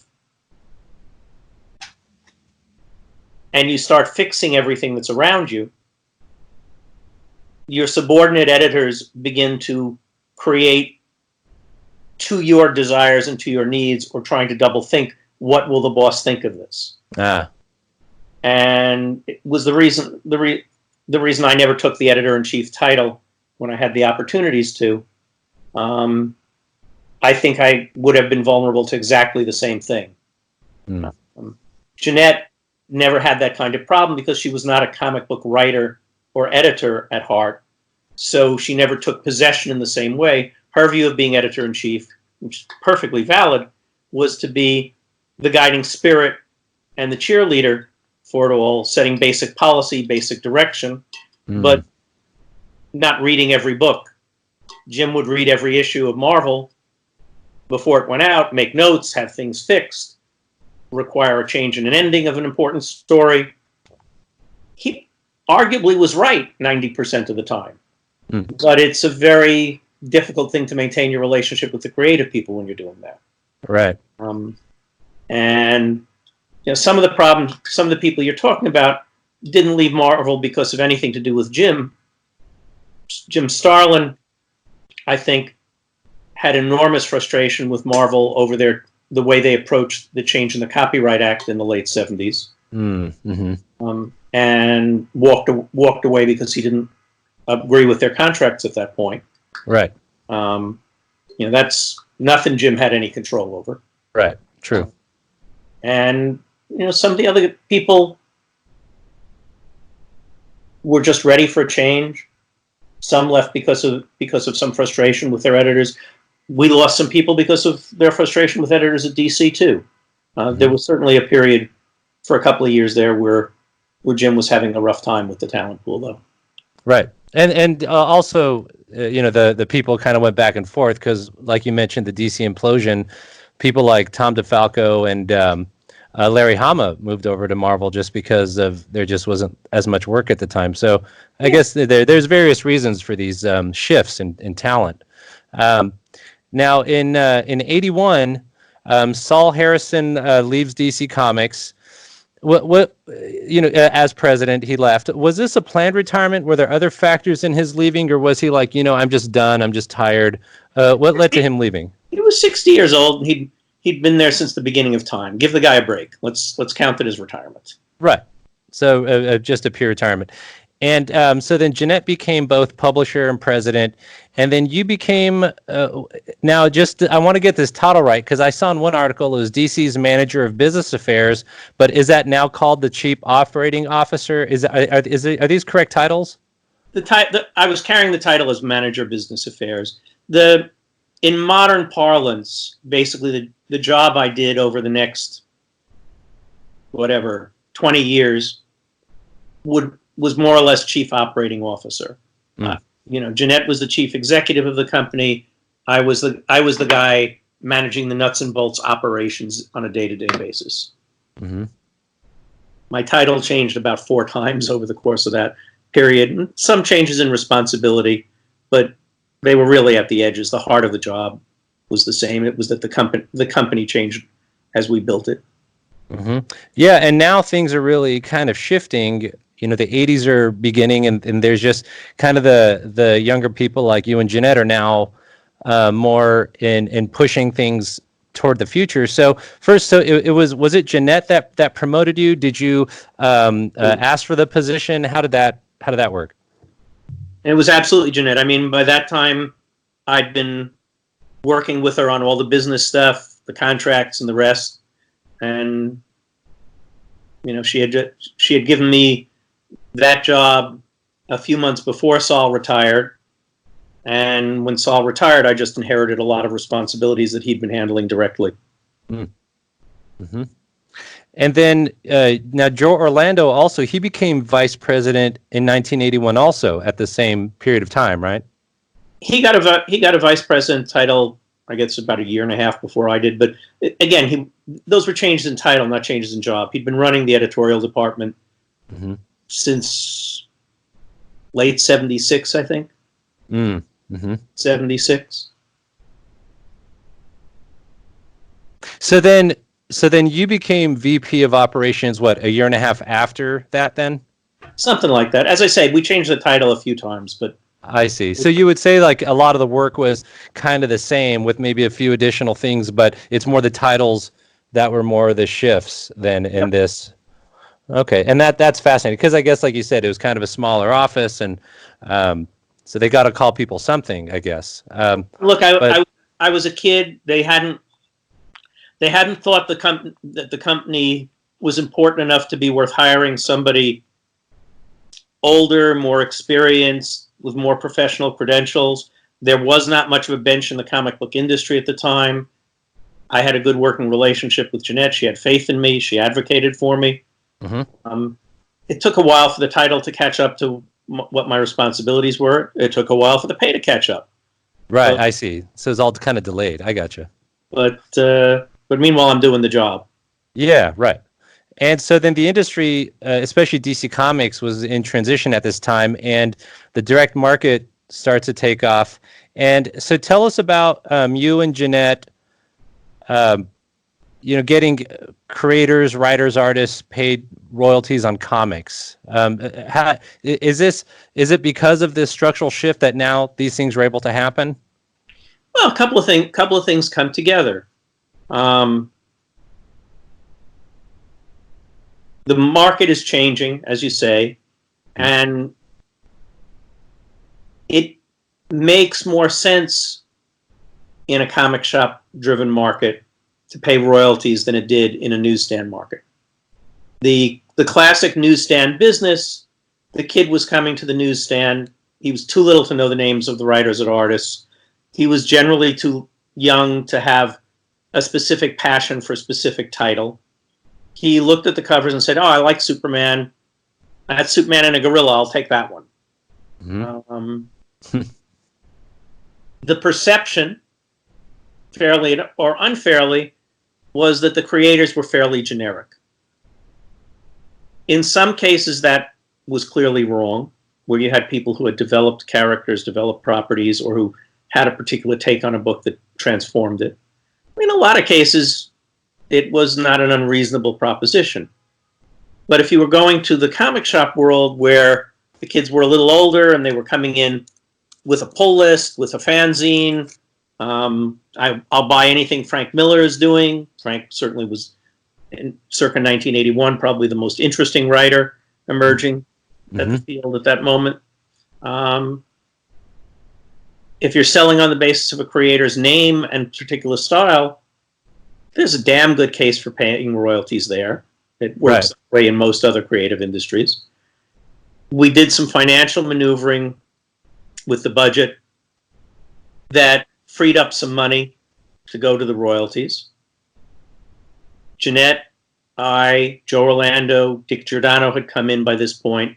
The four of us sat down and spent some considerable time thinking about, well, if we're going to pay royalties, what should be the relationship between the writers and the artists, penciler and inker? How should this pool work? What can we afford? How should we do it? And we worked out a plan. And we were able to get corporate to sign off on it. We kind of hoped that Marvel wouldn't follow immediately, because that would have given us a great advantage. It was going to be a much more expensive thing for Marvel to follow, because they had better selling titles than we did. Right. More money. I think to Jim's credit, Jim immediately jumped and said, we're not going to be able to hold our talent if we don't do this. And he got Mike Hobson and Jim Galton to support him and got them to follow suit within, I think, about a month after us. Yeah, I heard it was a month, yeah. So we didn't get the tremendous win of a competitive advantage in it, but we civilized the business. Yeah, that's right. So that basically changes the industry quite a bit. Yeah, everything, because money's a big deal. As far as shifting to the direct marketing, licensing, can you tell us about that? How important was a direct market for the success and the shift of the industry? When Jenette and I moved to have control over that side of the business, the direct market represents about 10% of our sales, probably a little bit more for Marvel. Within 4 years after that, it's the largest part of our business. Some of that is because the newsstand continues to shrink, but most of it is because we put in place a number of policies to help grow the direct market. Marvel does some of it as well, but we're able to significantly increase our market share in that period. We go from about a 10 or 15% market share to about the low 30s, all at Marvel's expense. And that's a much healthier position to be in. Yeah. So now you mentioned Frank Miller on Ronin, and he was also obviously did The Dark Knight. So were you part of that negotiation with bringing Frank Miller on board? I had read that Jenette really wanted him on board. Were you part of that effort there? Well, I mean, Jenette was the driving force in that she had an enormous appreciation for the creative work he was doing, and she was a great believer in star creators. And she put a lot of energy into wooing Frank. We will do things we've never done before. Tell us what you want to do. Tell us how you want to do it. I certainly handled a lot of the hands-on negotiation with Frank. He was a friend. He was a friend, so it was a easy process in that sense. Yeah. But we were changing everything. He found a paper in the French albums that he thought comics looked good on. Could we print a comic on that? We'd never used a paper like that. We were just starting to do offset comics. We had to source that. The whole team worked on all of these pieces of it. It's one of the challenges of the way comic fans typically see much of the business is they have a tendency to personalize things. There has to be a singular person responsible for everything that is good or everything that is evil or anything that happens. These are organizations, and certainly by the time we're talking about DC's growing as a company, there probably were 40 or 50 people by the time we bring Frank over. Lots of folks played important roles in all of that. Bob Rozakis, who was heading production at that time, worked closely with Frank, figuring out how to do the blue line color that we'd never worked with before, that made such a big difference on Ronin, and then even more on Dark Knight. So tell us about Alan Moore. Were you part of the negotiations of bringing him over, and him working on Swamp Thing, and then some of the discussions about his Watchmen series, the Charlton characters? Can you tell us about that? I come home to my apartment one day in the 80s to a letter. Hi, you don't know me, but I'm the best comics writer in England, and I'm writing you because I think you're one of the better comic book writers in America. Oh, that's cool. If you ever need somebody to write Martian Manhunter, let me know. I had a lot of friends in England going back to my fanzine days. And I guess Alan had connected with me from that. At that time, he was doing a kind of E.T. knockoff strip called Skiz, 2000 AD. Not one of his most fabulous works, but certainly very well written. Uh-huh. And Len Wein was also aware of him. Len was the one who actually suggested him for Swamp Thing. Len was editing the book at the time, needed a replacement, I think, for Marty Pasco. There weren't any negotiations. These were, standard form contracts. Right. This wasn't creating a character. This was, would you like to write an issue of this book? So I wasn't anywhere near any of that. Uh-huh. So then, as far as, what about so DC bought the rights to the Charlton characters, and the Watchmen was originally about to be about them, and then it changed over. Can you tell us a little bit about that? Well, as you say, we'd bought out the old Charlton catalog, figured we'd do something with it. Dick Giordano was heading editorial. I guess Alan, by that point, was defined to be the best writer in the house, or doing the most interesting work. So Dick said, come up with something to do with this. And Alan came up with an idea that basically ended with the characters being unusable afterwards. And Dick didn't want to do that. And I said, well, why doesn't he switch it around to make it original characters? We can give him a better deal if that's true. And then we'll have something useful maybe, and we'll still have the Charlton guys to play with. That became the Watchmen. So, and there's all this talk about the new show, and then the movie earlier, and then the Watchmen comics that had come out a few years back. And Alan Moore, I guess his impression, and not obviously not everyone agrees with him on this as well. Some do, but there's this feeling is he turning down royalty money from these later projects, and why? What is his hard feelings about exactly? I think you have to ask Alan what his hard feelings are. I'm certainly not going to speak for Alan. I got you. Okay. So now you also helped develop the concept of trade paperbacks with The Dark Knight. Is that correct? That sounds more impressive than I think it is. I mean, trade paperbacks are a long-standing publishing format. The first trade paperback formats being used for comics date to Jack Katz's First Kingdom in 78 by Simon and Schuster. Notably unsuccessful. I think what I'm proud of, and what I think my team and I can take the credit for, is using Dark Knight and Watchmen to launch the trade paperback format into being the standard for America for collecting comics. We built on, again, not a revolutionary idea. It had been done with Katz's work. Dave Sim had done the black and white Cerebus, what he called phone books.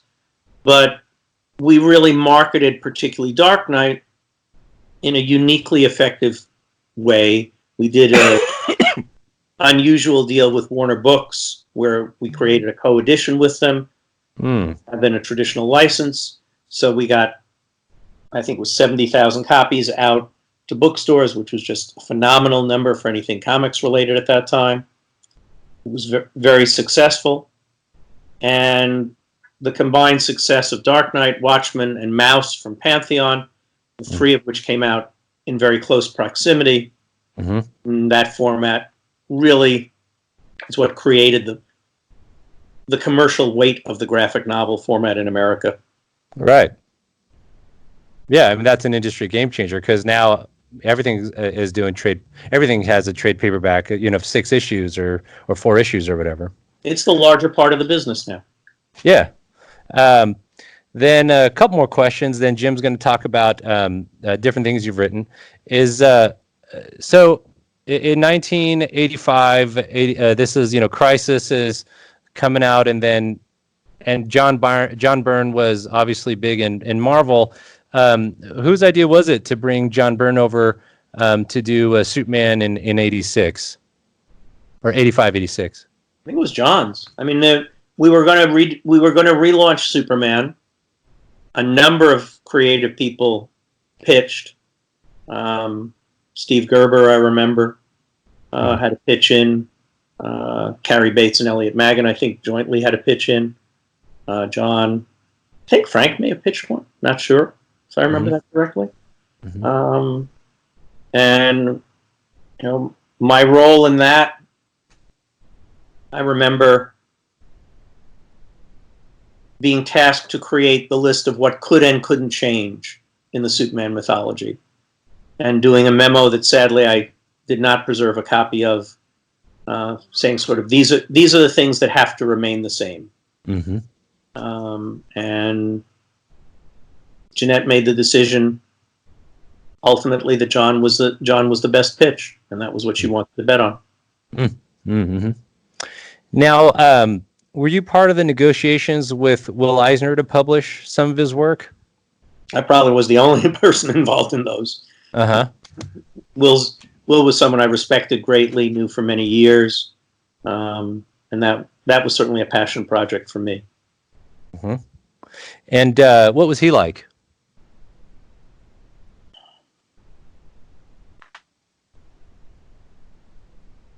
Will created a lot of the vernacular of comics. He was energetic in his old age. You wouldn't know he was in his old age. He was still striving. He was still trying to break new boundaries. He was still aspiring to things that in some cases he reached, in some cases he never did. He was a wonderfully talented and decent human being. Nice. Jim, you're taking it from here for the next section. Okay. Before I get to the writing, I had a couple of things in relation to what Alex was talking about. I remember during this period being very aware of an improvement in how the marketing was going on in terms of the house ads, but also the packages and what was happening. The maxi series, things like the King Arthur and Amethyst and all of those. It was an exciting time in terms of just opening up the books and seeing what was coming next. And was that something that you guys were doing very deliberately to try to up your game? Well, as a starting point, you tend to have better marketing when you have a marketing department. We launched the first one in comics, I think. Well, there you go. That's fascinating. Talk about that a little bit. Oh, I mean, just after Jenette became president, we began trying to grow the company. So we added a marketing department. We concentrated on the new customers we had in the direct market. They clearly were older, pickier, if you will. We began to change the line over to take advantage of that. We said, oh, well, if they're older, they might like comics to be printed better. They might like the color to be more vivid. We could be able to do something with that if we changed it. It's a series of dominoes.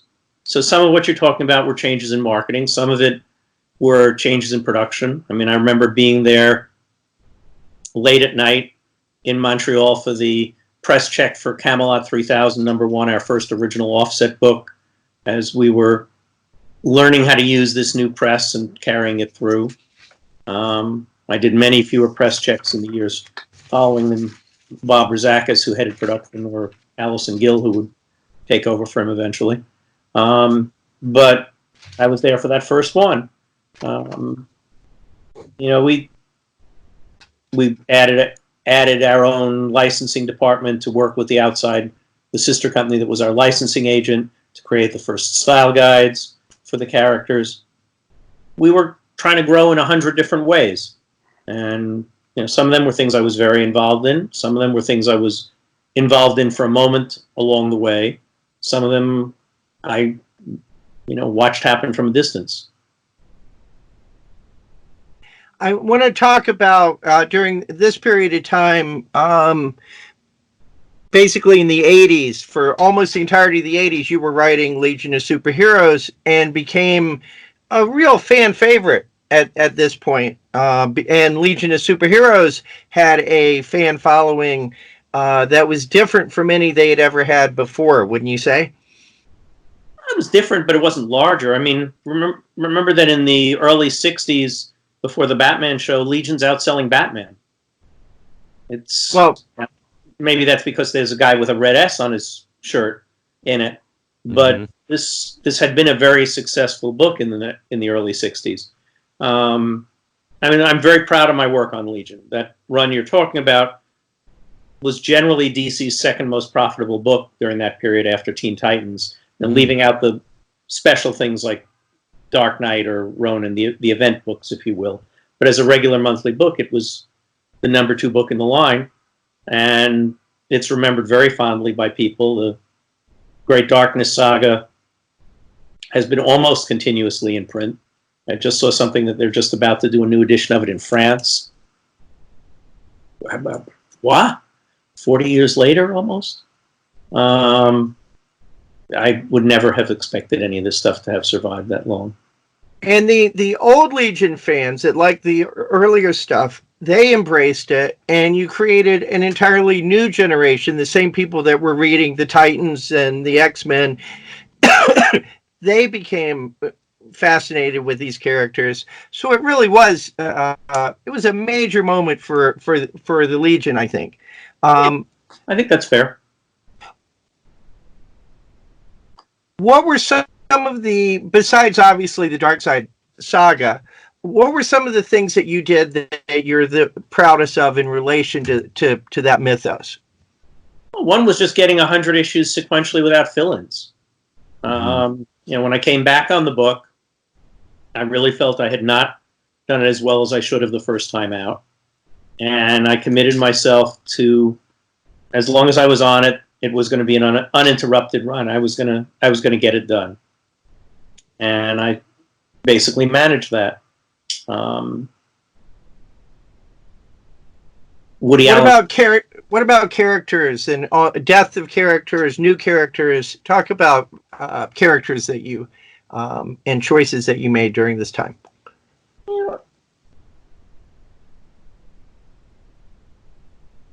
The joy of the Legion is that you have so many characters that you can kill a character, marry a character, break up a relationship, have somebody have an affair.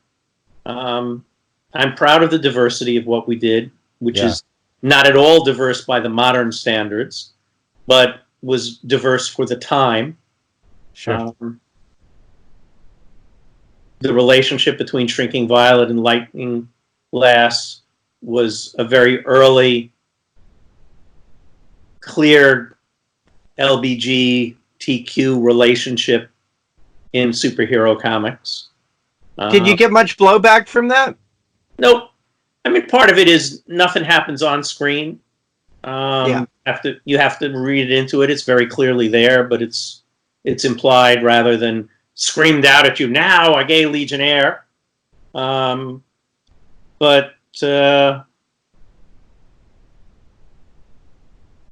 tried. This stuff where I look back with naivete and choosing the Invisible Kid to be a Legionnaire of color. Kind of, I kick myself now. The Invisible Man, yes. Yeah.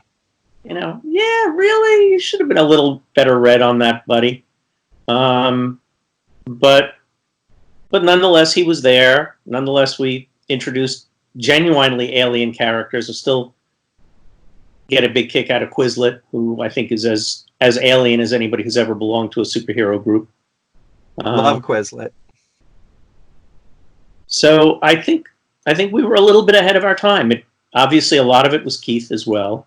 He's one of the most fertile imaginations in comics. We had a good, solid run of several years there where he was just bouncing back and forth with me on ideas constantly. It's also a great science fiction comic. I mean, to be a superhero style book, it had more science fiction elements than most things I can think of, and sustained and really became deeper and deeper as your involvement with it went through the decade. I think we did some good science fiction. I think we did some good mysteries.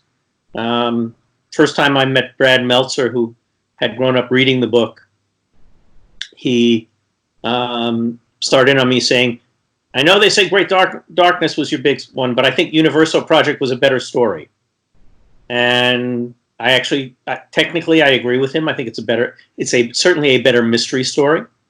The Censor Girl mystery, I think, was a really good mystery story. Karen always felt ultimately that it was a soap opera book, and I think that's a reasonable way of characterizing it as well.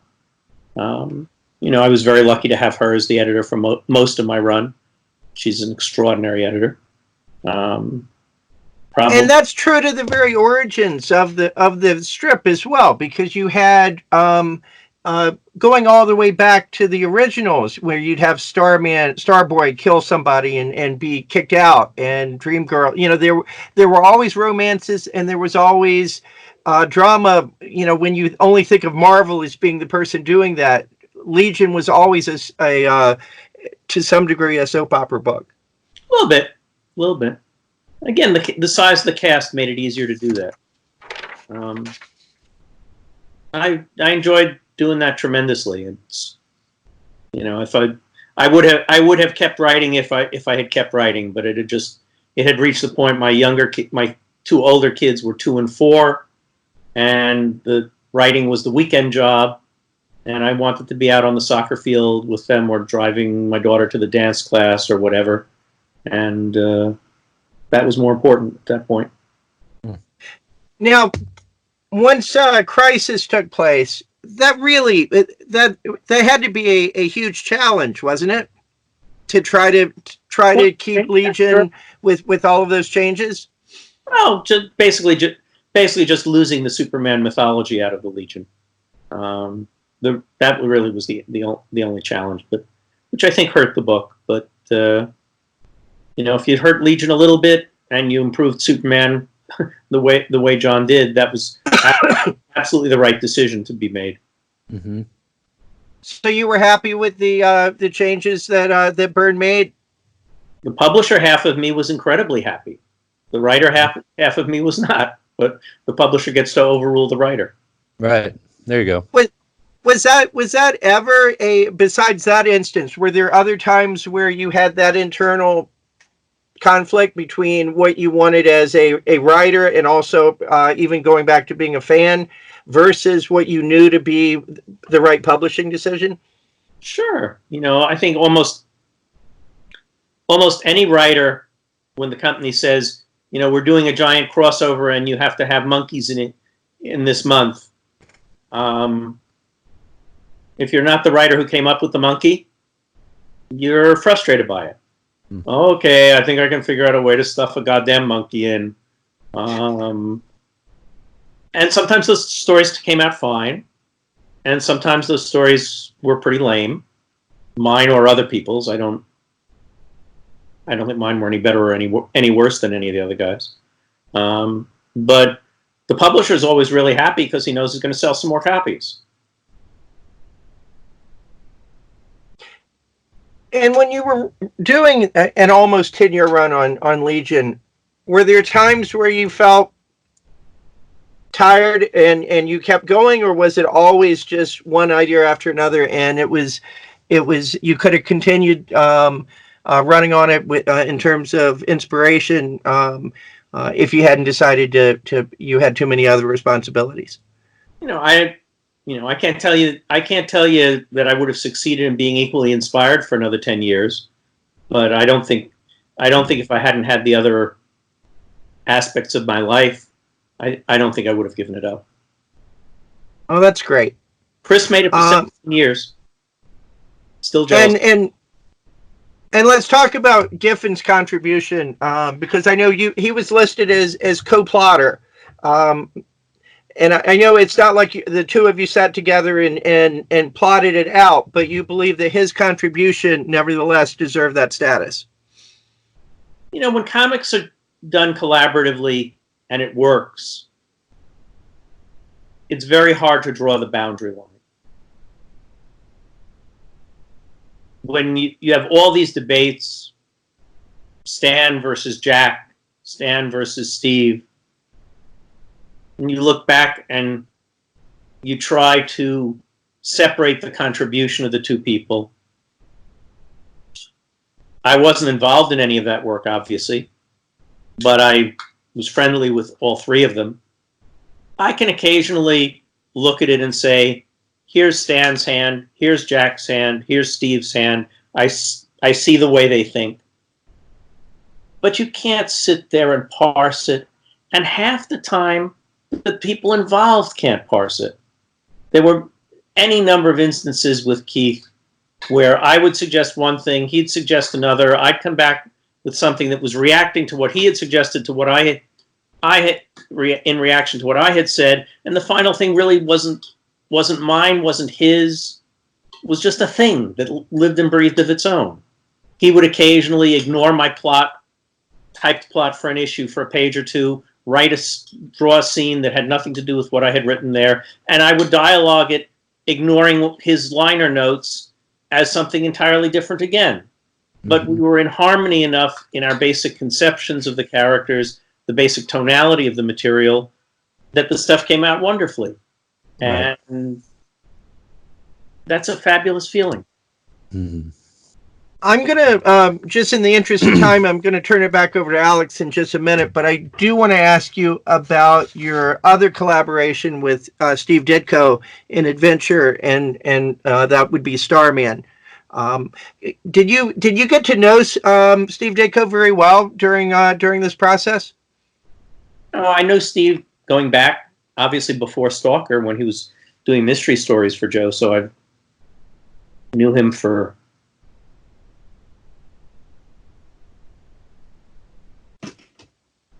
35 years or so of his life, more. Was he fun to work with? It was always great to see Steve's pages. We didn't have the kind of personal back and forth that I had with some of the artists of my own age. You know, Steve was a generation older than I was. A little younger than my parents, but much closer to my parents' age than mine. And as is well known, he was a notoriously private person. But it was always fun seeing what he did with it, and we got along well. So we did about 20 stories together between Stalker, Starman. We did a story for Mike Friedrich's Imagine, one of the Star Reach publications back in the 70s, my first indie work, my first creator-owned work. Incredibly talented man. Do you think it was easier to work with him when you were doing things like, because you weren't doing straight superheroes, so you weren't getting into some of his ideas of what a hero is in the same way, because you were doing science fiction and you were doing fantasy with him? Never thought about that. Maybe. Okay.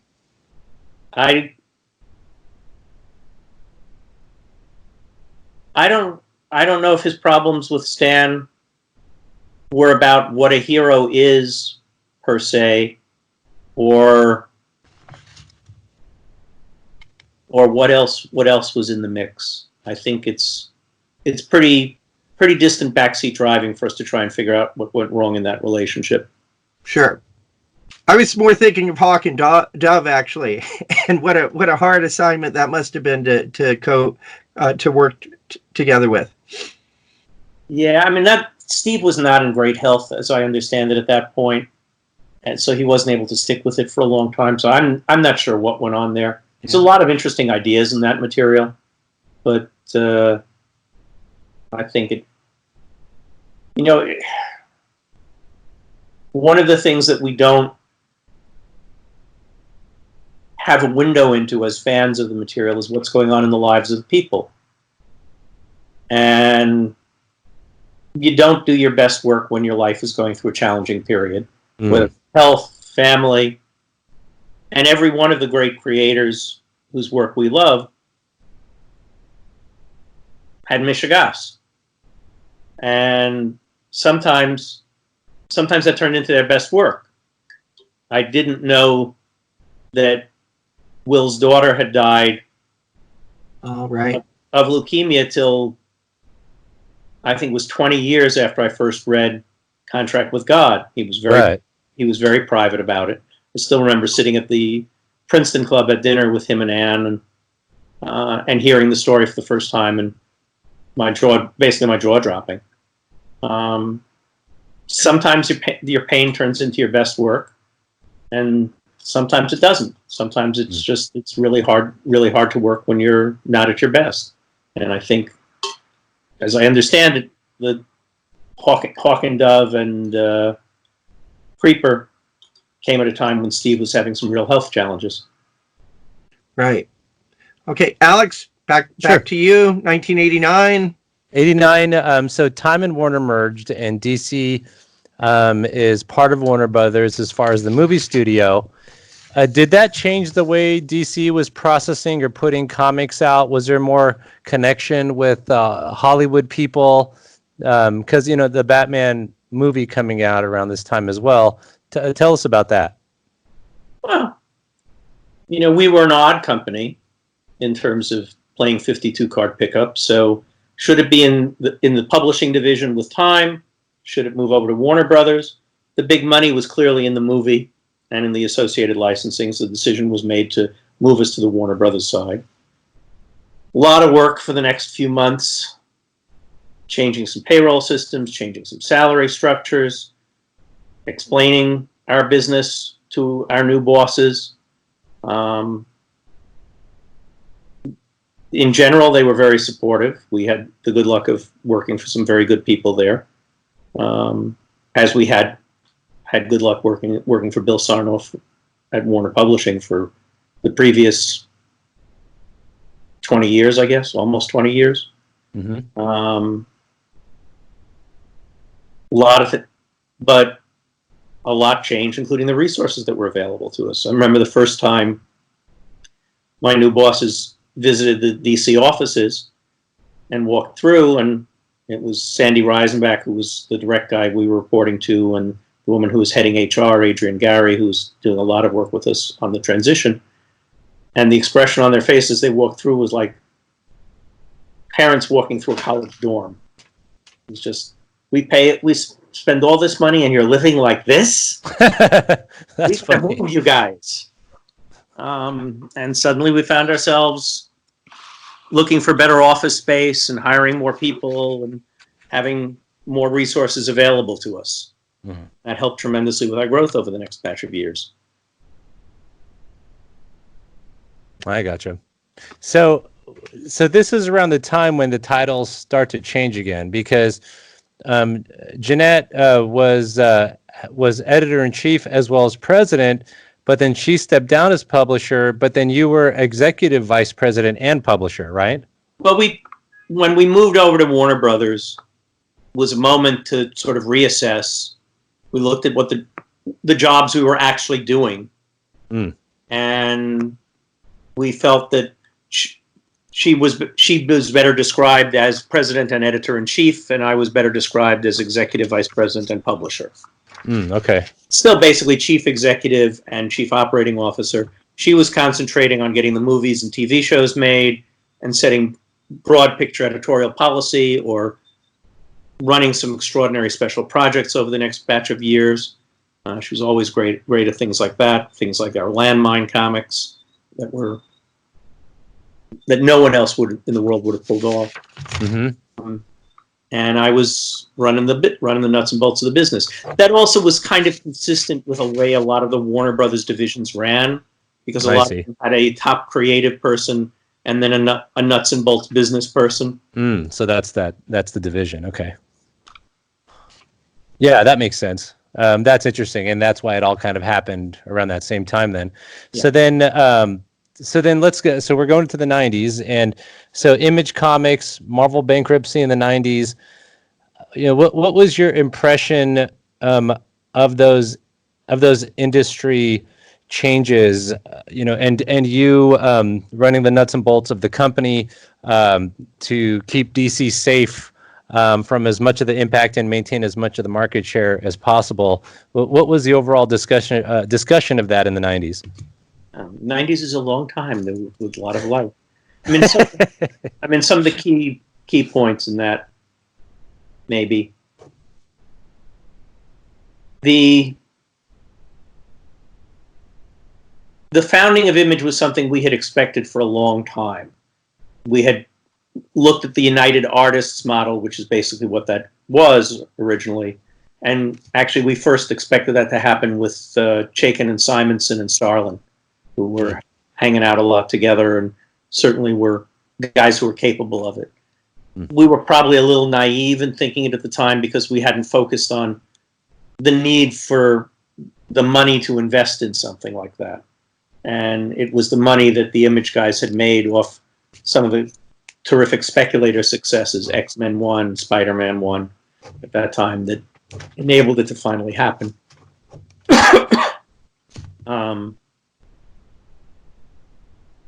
The whole speculative boom of the early 90s had some great times attached to it and some really challenging times attached to it.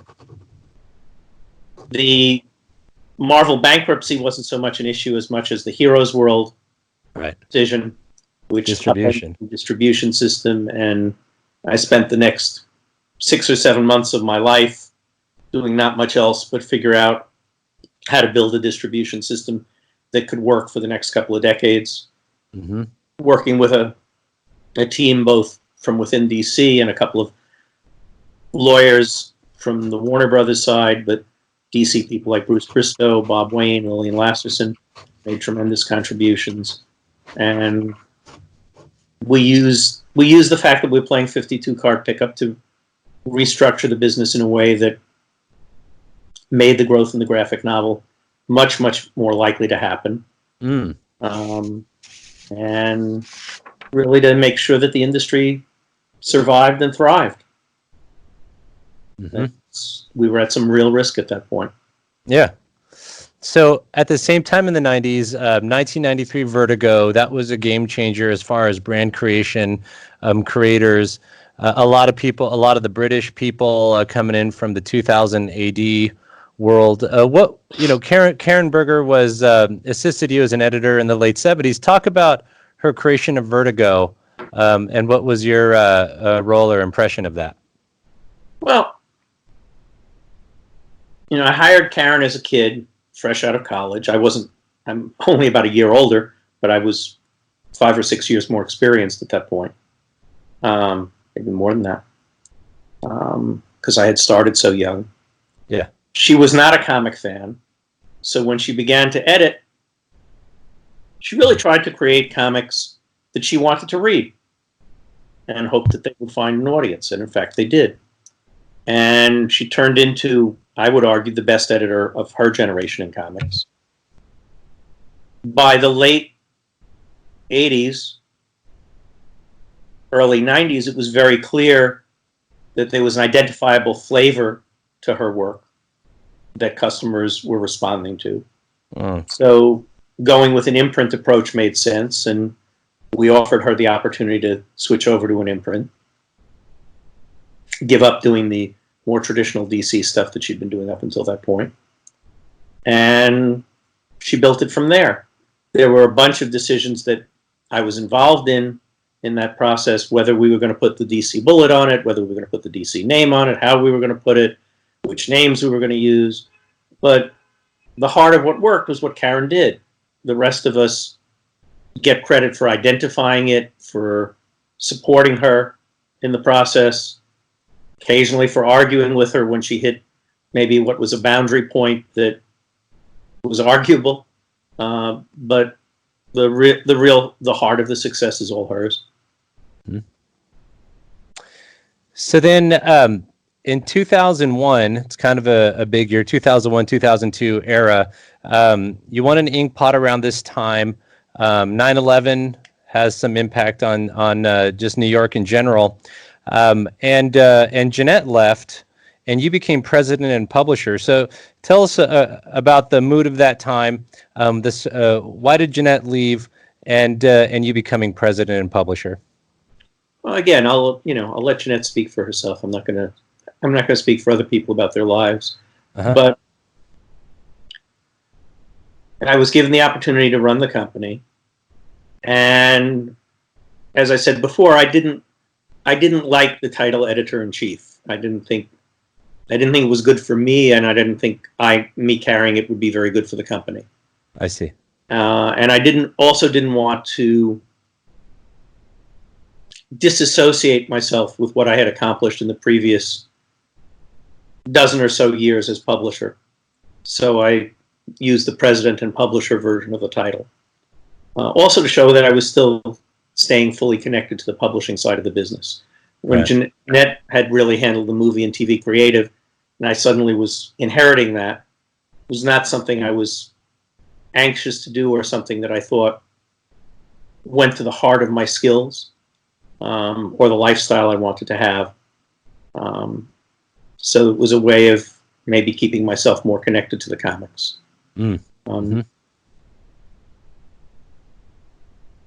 Yeah, that's pretty interesting. So to not lose your comic soul in a way, that's pretty interesting.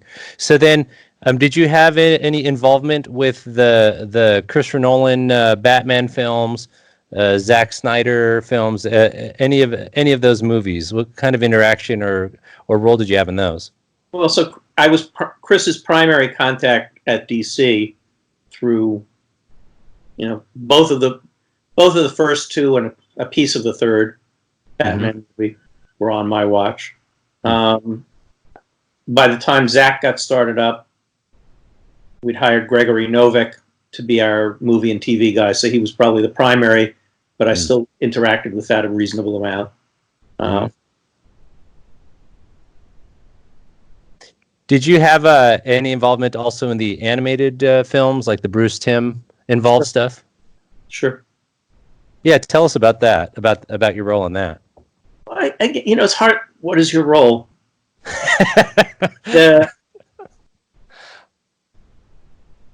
It varies. The most important contribution I think I made to the Batman the Animated Series was when Gene McCurdy, who ran that division, called, who's an old friend, and said, "Look, I want to hire Alan Burnett to be the head story guy on this series. We're not getting what we need out of the people who are doing it now, and I need help convincing Sandy Reisenbach, who was both our boss, because Alan is incredibly expensive. He was doing a lot of animation writing for Disney. He was just coming off a very lucrative Disney contract. She wanted to lure him over. Probably the most important thing I did was say, yes, I'm a big fan of his too, dating back to when the three of us had worked together on Super Friends, whatever, 5 or 6 years before. I'll happily, I'll go with you to Sandy. I'll say, Sandy, you should hire this guy, even if he costs more than me or Jeannie. He's worth it. I think that's probably the most important thing I did on that series. That's cool. From time to time, I would sit down with Alan, or rarely with Bruce, but occasionally, Paul Dini, Marty Pasco when he was there, and listen to story ideas they had, or suggest some story out of the Batman mythos that I remembered, or the Superman mythos. But most of the time, they're doing it. That's their gig. I'm kibitzing at the edges. So I have one more question before Jim talks about the last section. Is so 2009. Okay, so DC Comics goes under the auspices of DC Entertainment. So first, what's the difference of that entity? What are the details of you stepping down as president and then becoming contributing editor and overall consultant? I'll leave it to DC to describe why they became DC Entertainment. Okay. The company had made a decision, which evolved over a period of time, that they were ultimately going to move it to California and integrate it more closely with the movie business. I had no desire to be more closely integrated with the movie business, and I wasn't going to uproot my life and move to California. And I had the economic freedom, thanks to how well they had treated me over the years, to not have to worry about it. So I had said to them, this is not a path that I want to go. Time comes that you want to do that. Be glad to help. Be glad to work through any kind of transition you want. But I ain't going. And 2009, they said the time's come. And we feel this is the right thing to do with the company. God bless you. It's your toy. Let me know how I can help. and they set me up as a writer for a few years. Did a bunch of writing for them in the following years. They continue to treat me very nicely, and I continue to do the odd project for them, reprint collections every now and then, writing every now and then, telling them where I buried bodies every now and then. And all this potential homicide, yeah. Okay, so then, so Jim's going to continue, but I want to just throw out one more observation. Is it's interesting because you worked with really strong women in your time, Jenette Kahn and Karen Berger, very creative, strong women, and you also write about them with Huntress and Power Girl, and it's just a really cool theme I've noticed from you. So I just want you to know I'm a big fan of yours. Thank you. When you talk about strong women, the company had a lot of strong women executives.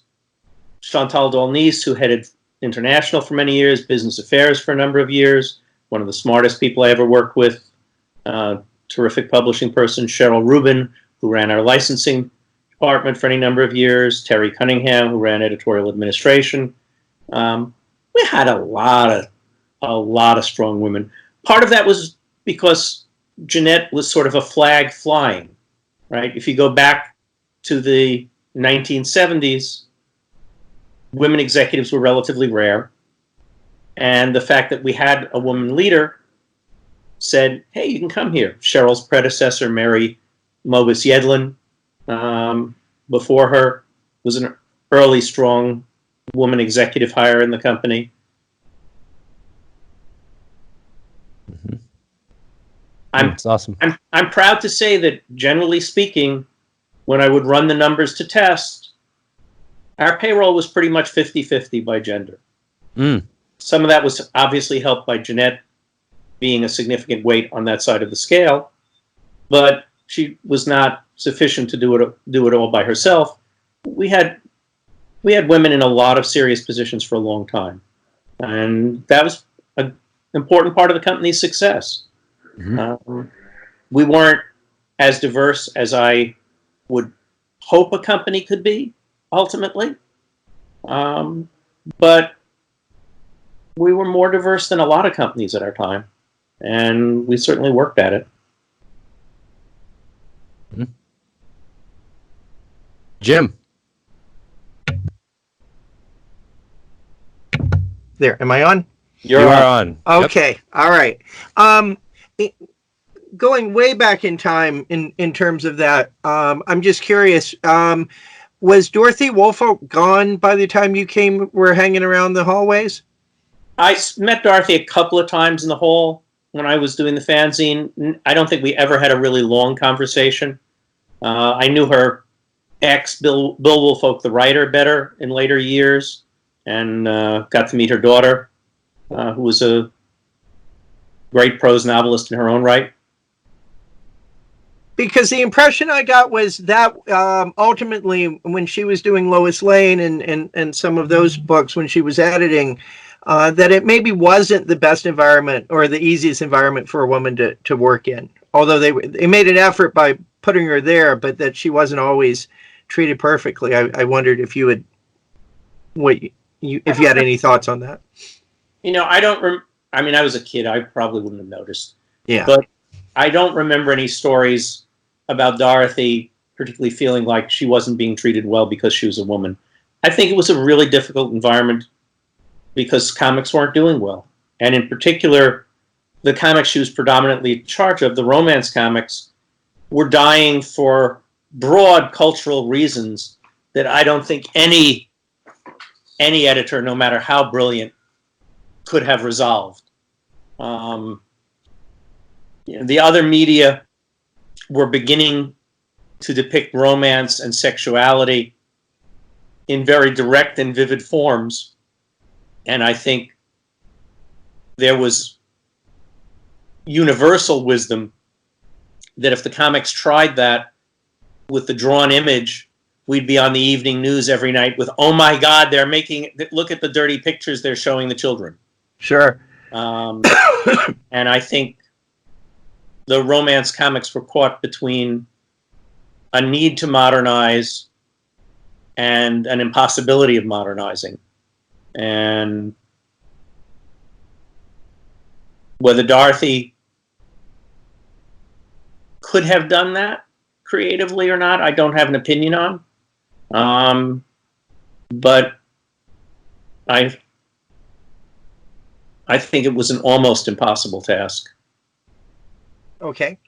In keeping about diversity, we talked about Vertigo, but we did not talk about Milestone, which unfortunately did not have the same level of success. But my understanding is it is something you were proud of to be a part of. Do you want to talk about that for a couple minutes? I'm incredibly proud of Milestone and the work the guys did. It did not succeed commercially. In the long run, it gave the company the character Static, who is extraordinarily fondly remembered by a generation of kids that grew up on the animation. So maybe it won in the long run. What the guys were trying to do required superhuman effort. And the original founders had just, I have to say, insane amounts of courage of their convictions to put their lives in that way. And they did some phenomenal creative work, and it didn't work.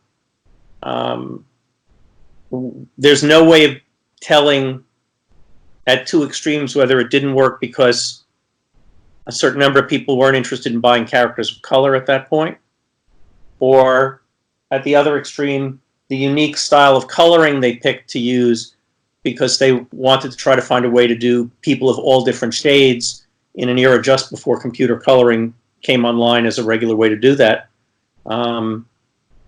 was unappealing to people, or anything in between.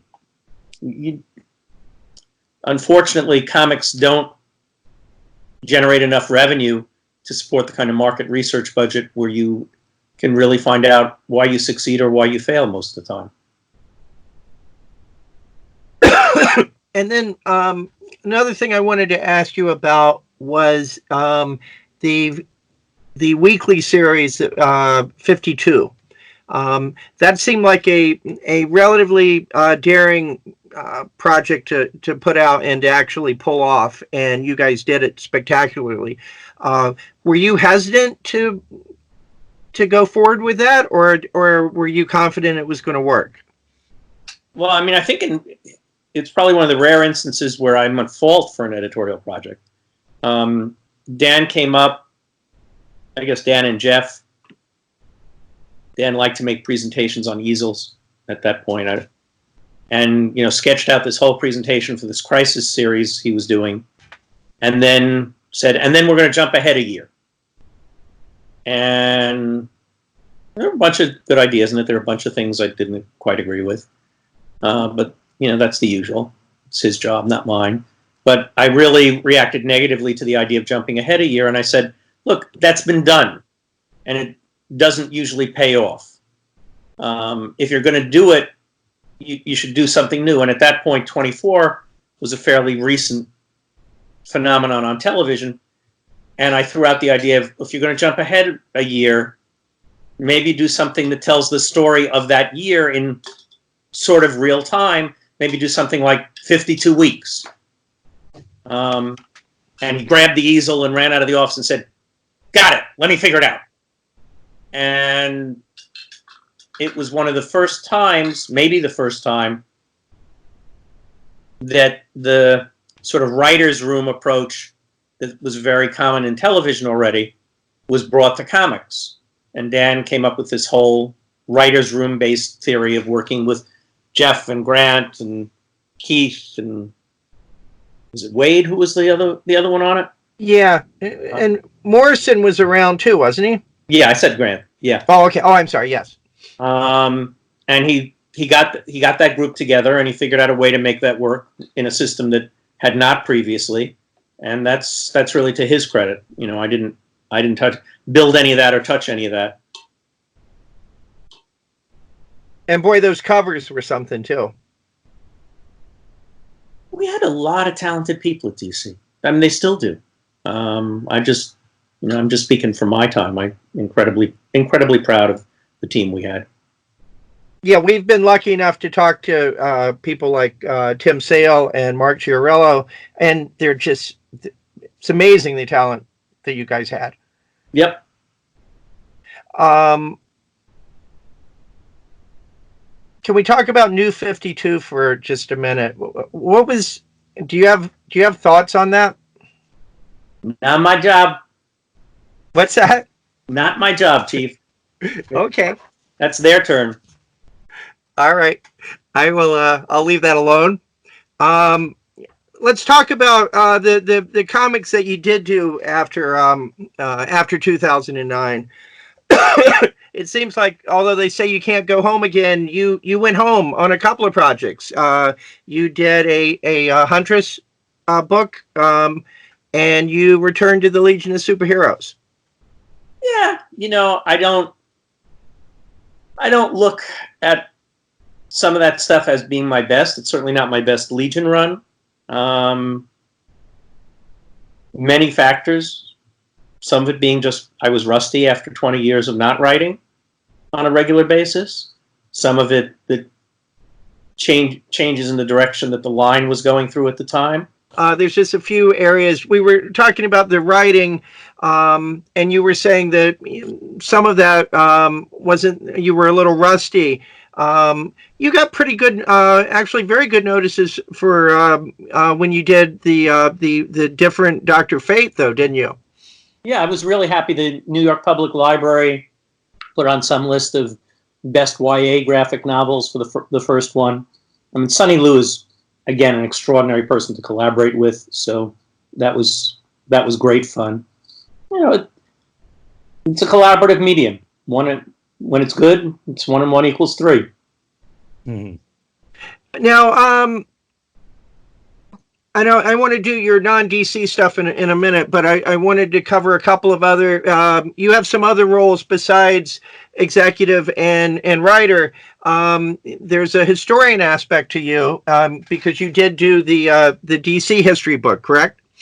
Did the DC history book, and I did the Will Eisner book with Abrams. Yes, both of those. Are you hoping to do some other books like that, other more historical projects? I have one book on popular culture history that I want to do that I haven't gotten off my ass to really put together, but I'm hoping to put time in on that next year. We'll see. And anything you want to say about the DC book and the Eisner book? Please buy them. Go out and buy it. Yeah. Okay. I mean, the DC book has gone through, I think, 11 different forms and editions with Tasha, and it was a terrific experience. Still out there, still available. Very proud of it. Won my Eisner for it.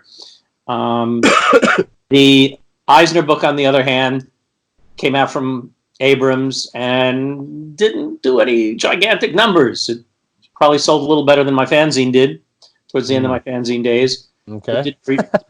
Didn't reach a really wide audience, and I think it was a good book. I think it's the history of the graphic novel in it is important history and accurate, and Abrams has a warehouse full of them. So I gotcha. So we should everyone go online and buy one, make a statement. Think about it anyway. I have another question too. While it's in my head, I saw you at a San Diego panel talking about Jules Feiffer. Is Feiffer somebody you have a long-standing relationship with? Well, I met Jules through doing the Eisner book, and we became friends from that because he was, of course, Will's assistant at the very beginning of his career, and we discovered that we had many friends in common who we both knew at the beginning of our careers. Him at the beginning of the other people's careers, me at the end of their careers. Right. But Johnny Craig and all the people who'd been through the Eisner studio in those years, and that was kind of a hoot. I adored Jules. I respect him enormously, and I hope to God I'm doing something a tenth as creative in my 80s. Right. It's pretty amazing what he's doing these in the past his latest projects, the graphic novels he's doing. Absolutely. And let's see. Let's talk about your academic career post DC. You've taught at Columbia. You taught at Princeton. You taught at Pace. All with different aspects. Can you just talk about Well, what you're getting from that? When I got up from the desk, what do I want to do with the rest of my life? I'm economically free to do whatever I want. So I was very lucky in the teachers I had. I'm one of Frank McCourt's students, for those of you who know that name. The only high school English teacher ever to win a Pulitzer later in his life for Angela's Ashes. Yes. And he was just one of the great teachers I've had, including people like Joe and Jenette. So I said, teaching would be fun. It's a great thing. I'm a dropout, so it's a challenging thing to get in, but I sent letters off to about a half dozen schools that either had writing programs or publishing programs, said, hi, kind of weird, don't have the usual qualifications, but I've done all this stuff with my life. Can you use me? And inveigled my way into a number of different schools. And it's about half of what I do these days. Where are you currently teaching? Pace has a master's in publishing program. I do a course a term there, either the business of comics and graphic novels or transmedia and the future of publishing. Pace undergraduate, I teach writing the graphic novel one term and graphic novel as lit the other term. Little liberal arts college named Manhattanville up in Westchester. I do a couple of sections of writing for the media there. And every couple of years, Columbia lets me co-teach the American graphic novel with one of their real professors. Oh, that's great. Do you know Karen Green? I do very well. She's great. She is terrific. And we should have her at some point, Alex, by the way. So let's see. Besides that, you've done some post-DC work, specifically having moved from Brooklyn as a child, and I assume you moved where you were actually living in Manhattan during all of this, the DC period. Is that right? Not all of it. I was in Manhattan at the beginning of my DC career, and then when the kids came along, I was up in Chappaqua in the New York suburbs. I see. But you returned to Brooklyn, at least in terms of narratively, for Dark Horse after that with Brooklyn Blood, correct? Yeah, well, and actually for Dr. Fate as well, which I set in Brooklyn. Oh, that's right. Brooklyn is cool again, which it was not in any of the years I was living there, so it's nothing to do with me.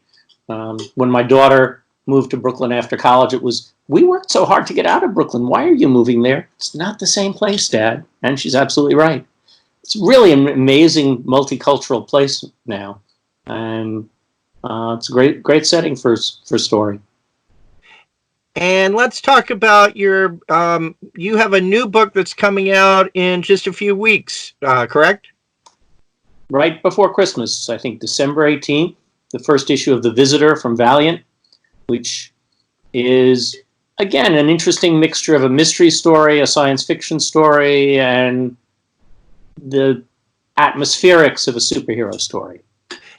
And how did that come about that you were going to do something for Valiant? You'd had no previous relationship, had you? No, I mean, I've paid some attention to the Valiant books when they were first coming out because I was interested to see what Jim was doing. And Jim was there, Bob Layton, who I'd worked with and been friendly with, Don Perlin, who is an old family friend. So I paid some attention at the beginning, but hadn't paid much attention since. Fred Pierce, who's the publisher there these days, I've known since his first day at Valiant, and then much better in his days at Wizard and the Wizard conventions. We've stayed friendly. And Fred just said, hey, are you free to do writing for other people? Do you want to do anything for us? I said, sure. He said, we've got a couple old names. Maybe you can take one of them and do something interesting with it. And he gave me some copies, and I thought the Visitor name was a good name, and I thought there were some elements in that I could play with and do a very different take on, and went from there. Got very lucky in the artist who's who they found for a young woman named M.J. Kim, who was nominated for a Russ Manning Award this year. And she's really, you watch her grow and come into her own, is really a phenomenal artist on this series. Hmm. And is this going to be an ongoing series, or is it a set story? It's a 6-issue series. I think if it does well, Valiant, in their usual pattern, may come back and ask to do another one at some future point. But it's structured for the 6 issues. Hmm. Cool. Then anything else you want to say about The Visitor? We're excited about it. I'm looking forward to it. Well, as we were talking earlier, lots of comic shops don't stock the secondary brands. So if you like my work and you've been interested in it from over the years for DC, and your comic shop doesn't normally stock Valiant, please ask them to special order it. If your comic shop does stock Valiant, it would be great if you put it on your pull and hold list to taste it. I think from Valiant's point of view, the best reason to have me writing for them is that maybe it'll bring some people to reading their books who don't usually. Right. And it would be wonderful if that worked. Oh, please go on Comic Book Historians Facebook group and tell us when each issue is coming out. That's what Howard Chaykin does with each time he has something coming out. Mm-hmm. Now, Howie's a more energetic marketer than I am, unfortunately. Unfortunately for him, unfortunately for me. He seems to have a lot of energy. God bless. Always did. And then I just have two guilty pleasure questions I want to ask you is whether or not you ever wrote a story for Marvel. Is there any story or any character you would like to have written or would get to write? Well, as you said earlier, I love the Avengers. It's the book I broke apart studying to figure out how to do All-Star Comics. Oh, cool. Analyzing Roy's run on that. Boy, that was nice with Buscema and with George Klein doing the inking on those early books. Those were beautiful. Yeah. So I'd get a kick out of getting a chance to do an Avengers story one time. Who knows? Okay. That'd be great. Then you talked about Poker Night. I'm just curious, and you named the people that were playing. Can you tell us who were the good poker players and who were the bad poker players? I don't think we had anyone who was a notoriously bad poker player, except the one time Paul Kupperberg sat in and folded a Royal Flush and realized it qualified and jacks are better. That's pretty bad. I collected those cards and held them hostage, and I think that's ultimately gave them back to him as a wedding present. That's funny. Some years later. I don't think... it was a nickel and dime game, not a lot of money floating at the table. I've played in poker games with vastly more serious players. But it was a great bunch of people. We were all interested in what comics were, interested in what comics could be, talking about the field, showing off pages of stuff. You saw everything from Marv's pages for Tomb of Dracula back in the early days. Gene's pencils, which looked so amazing, looked wonderful after Tom Palmer too. But Gene's one of the artists whose work is most unique in the pencil form of that generation, I think. Yeah. Right. And it was I think it was a very formative experience for a lot of us. And it wasn't like we recruited the table for, we are going to run the world. But I guess we had 4 Marvel editors in chief: Len, Marv, Jim, Tom DeFalco. Me from the DC side, Denny, who although not ever editor-in-chief anywhere, certainly was the dominant editor and writer on Batman for decades and one of the industry legends. And, bunches of talented yeomen and occasionally this talented person who turned out to be a superstar like Frank. And everybody kicked their nickels and dimes in and ate their pretzels. That's great. Alex, anything else? No. I'm gonna do a concluding spiel here to wrap it up. Then the two other parts of my activity that you didn't cover, I guess, which is amazing given the number of hours we spent on this. One is I've been on the board of Boom for several years now. It's board work, so I'm not involved directly in the creation of the comics, but every now and then I'm doing something helpful to keep them going effectively, or with their business models. And I do a couple of charitable boards, the Comic Book Legal Defense Fund, which I've been on for over a decade, and Clarion Foundation, which runs the Clarion Science Fiction Workshops, which have been around for about 40 years. I've only been on that board for a couple of years. But I think to give a plug for Boom, again, like Valiant, there's a lot of comic shops that aren't checking out the Boom projects and offering them. And they got a bunch of stuff that's worth reading. So I would recommend that highly to people. And the Comic Book Legal Defense Fund, I think, continues to do really important work. We're seeing comics challenged very frequently now in classrooms and in libraries. They're very frequently banned books, and it's often some of the best material. Alison Bechtel's Fun Home gets challenged constantly. Yes. And the Legal Defense Fund is really on the forefront of fighting those battles to make sure people have access to the work. So if you spend your, I don't know what it is to join, whether it's $10 at a San Diego cocktail party or $100 for a membership.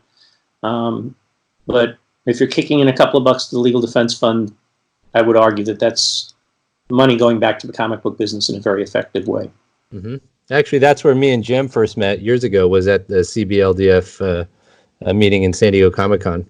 One of the Westgate parties? Yeah, that's right. And I keep up my membership every year. Thank you, sir. Thank you to everyone who does. It's a good cause. And you also received the Bob Clampett Humanitarian Award as well in 2008. So there's a lot of aspects to you. I've gotten the Bob Clampett. I've gotten the Dick Giordano Humanitarian Award from Hero Initiative. I got the Industry Appreciation Award from Comics Pro the first year that they put that in place almost a decade ago. I got a shelf of stuff I'm really proud of. Yeah. Oh, yeah. Yes. Driven by love, obsession, determination, hard work, and good taste, might I add. Well, and outlasting everybody else. Hang around for almost 50 years, and they'll give you something to make you go away. I was very honored to get inducted into the Eisner Hall of Fame this year at San Diego. But that also sort of like, all right, already, are you done? We're putting the audio animatronic of you in there. You don't need to do anything more. Go home. I want to keep doing stuff as long as I can. Yeah. Oh, yeah. This is Alex Grand with Jim Thompson at the Comic Book Historians podcast. We're really excited about our interview with Paul Levitz, who has many more projects in front of him, but also has a strong legacy behind him. And Paul, it's really interesting in that you approach comics from a writer, from a corporate standpoint, from an editing standpoint, from a fanzine standpoint. You're a really unique, multifaceted individual, and we're really thankful that you spent some time with us today. My pleasure. And I've done everything that I could figure out how to do. I can't draw. I probably would have tried that at some point, but tried my hand at coloring. I've done an odd lettering correction here or there. But you do what you can do. I had one student in an MFA program who had a bit of wisdom that I love to pass along to my current students. She said, I'm a computer jock. I could work in any kind of industry. But I love my job. She runs the ticketing agency, ticketing computers for one of the major Broadway houses. And she says, what I love about the job is every day when I go into work, they're not talking about whether the Mets or Yankees are going to be in the World Series. They're talking about who's going to replace Nathan Lane in the play he's in. Right. I think getting to be in a business that you love, no matter what role you play in it, is a great path in life. And I was lucky enough to get into a business I love, been lucky enough to hang around in it, and I just keep trying for different roles that make sense for my life at that moment and where I can contribute something. That means a lot. I mean, it really does. And I say this as a divorce lawyer. Well, that's a job you can make a difference in people's life. Thanks. You're a very kind person. Thank you. All right. Awesome. Well, thanks so much, Paul. Thank you, guys. Thank you, Paul. Take care. Let me know when the links exist, and I'll give them a plug. Yeah, absolutely. I'll send that to you as soon as it's ready. Yeah, I'm gonna get to work on it over the next few days. Cool. Take care. All right. You too. Thanks a lot. Bye-bye.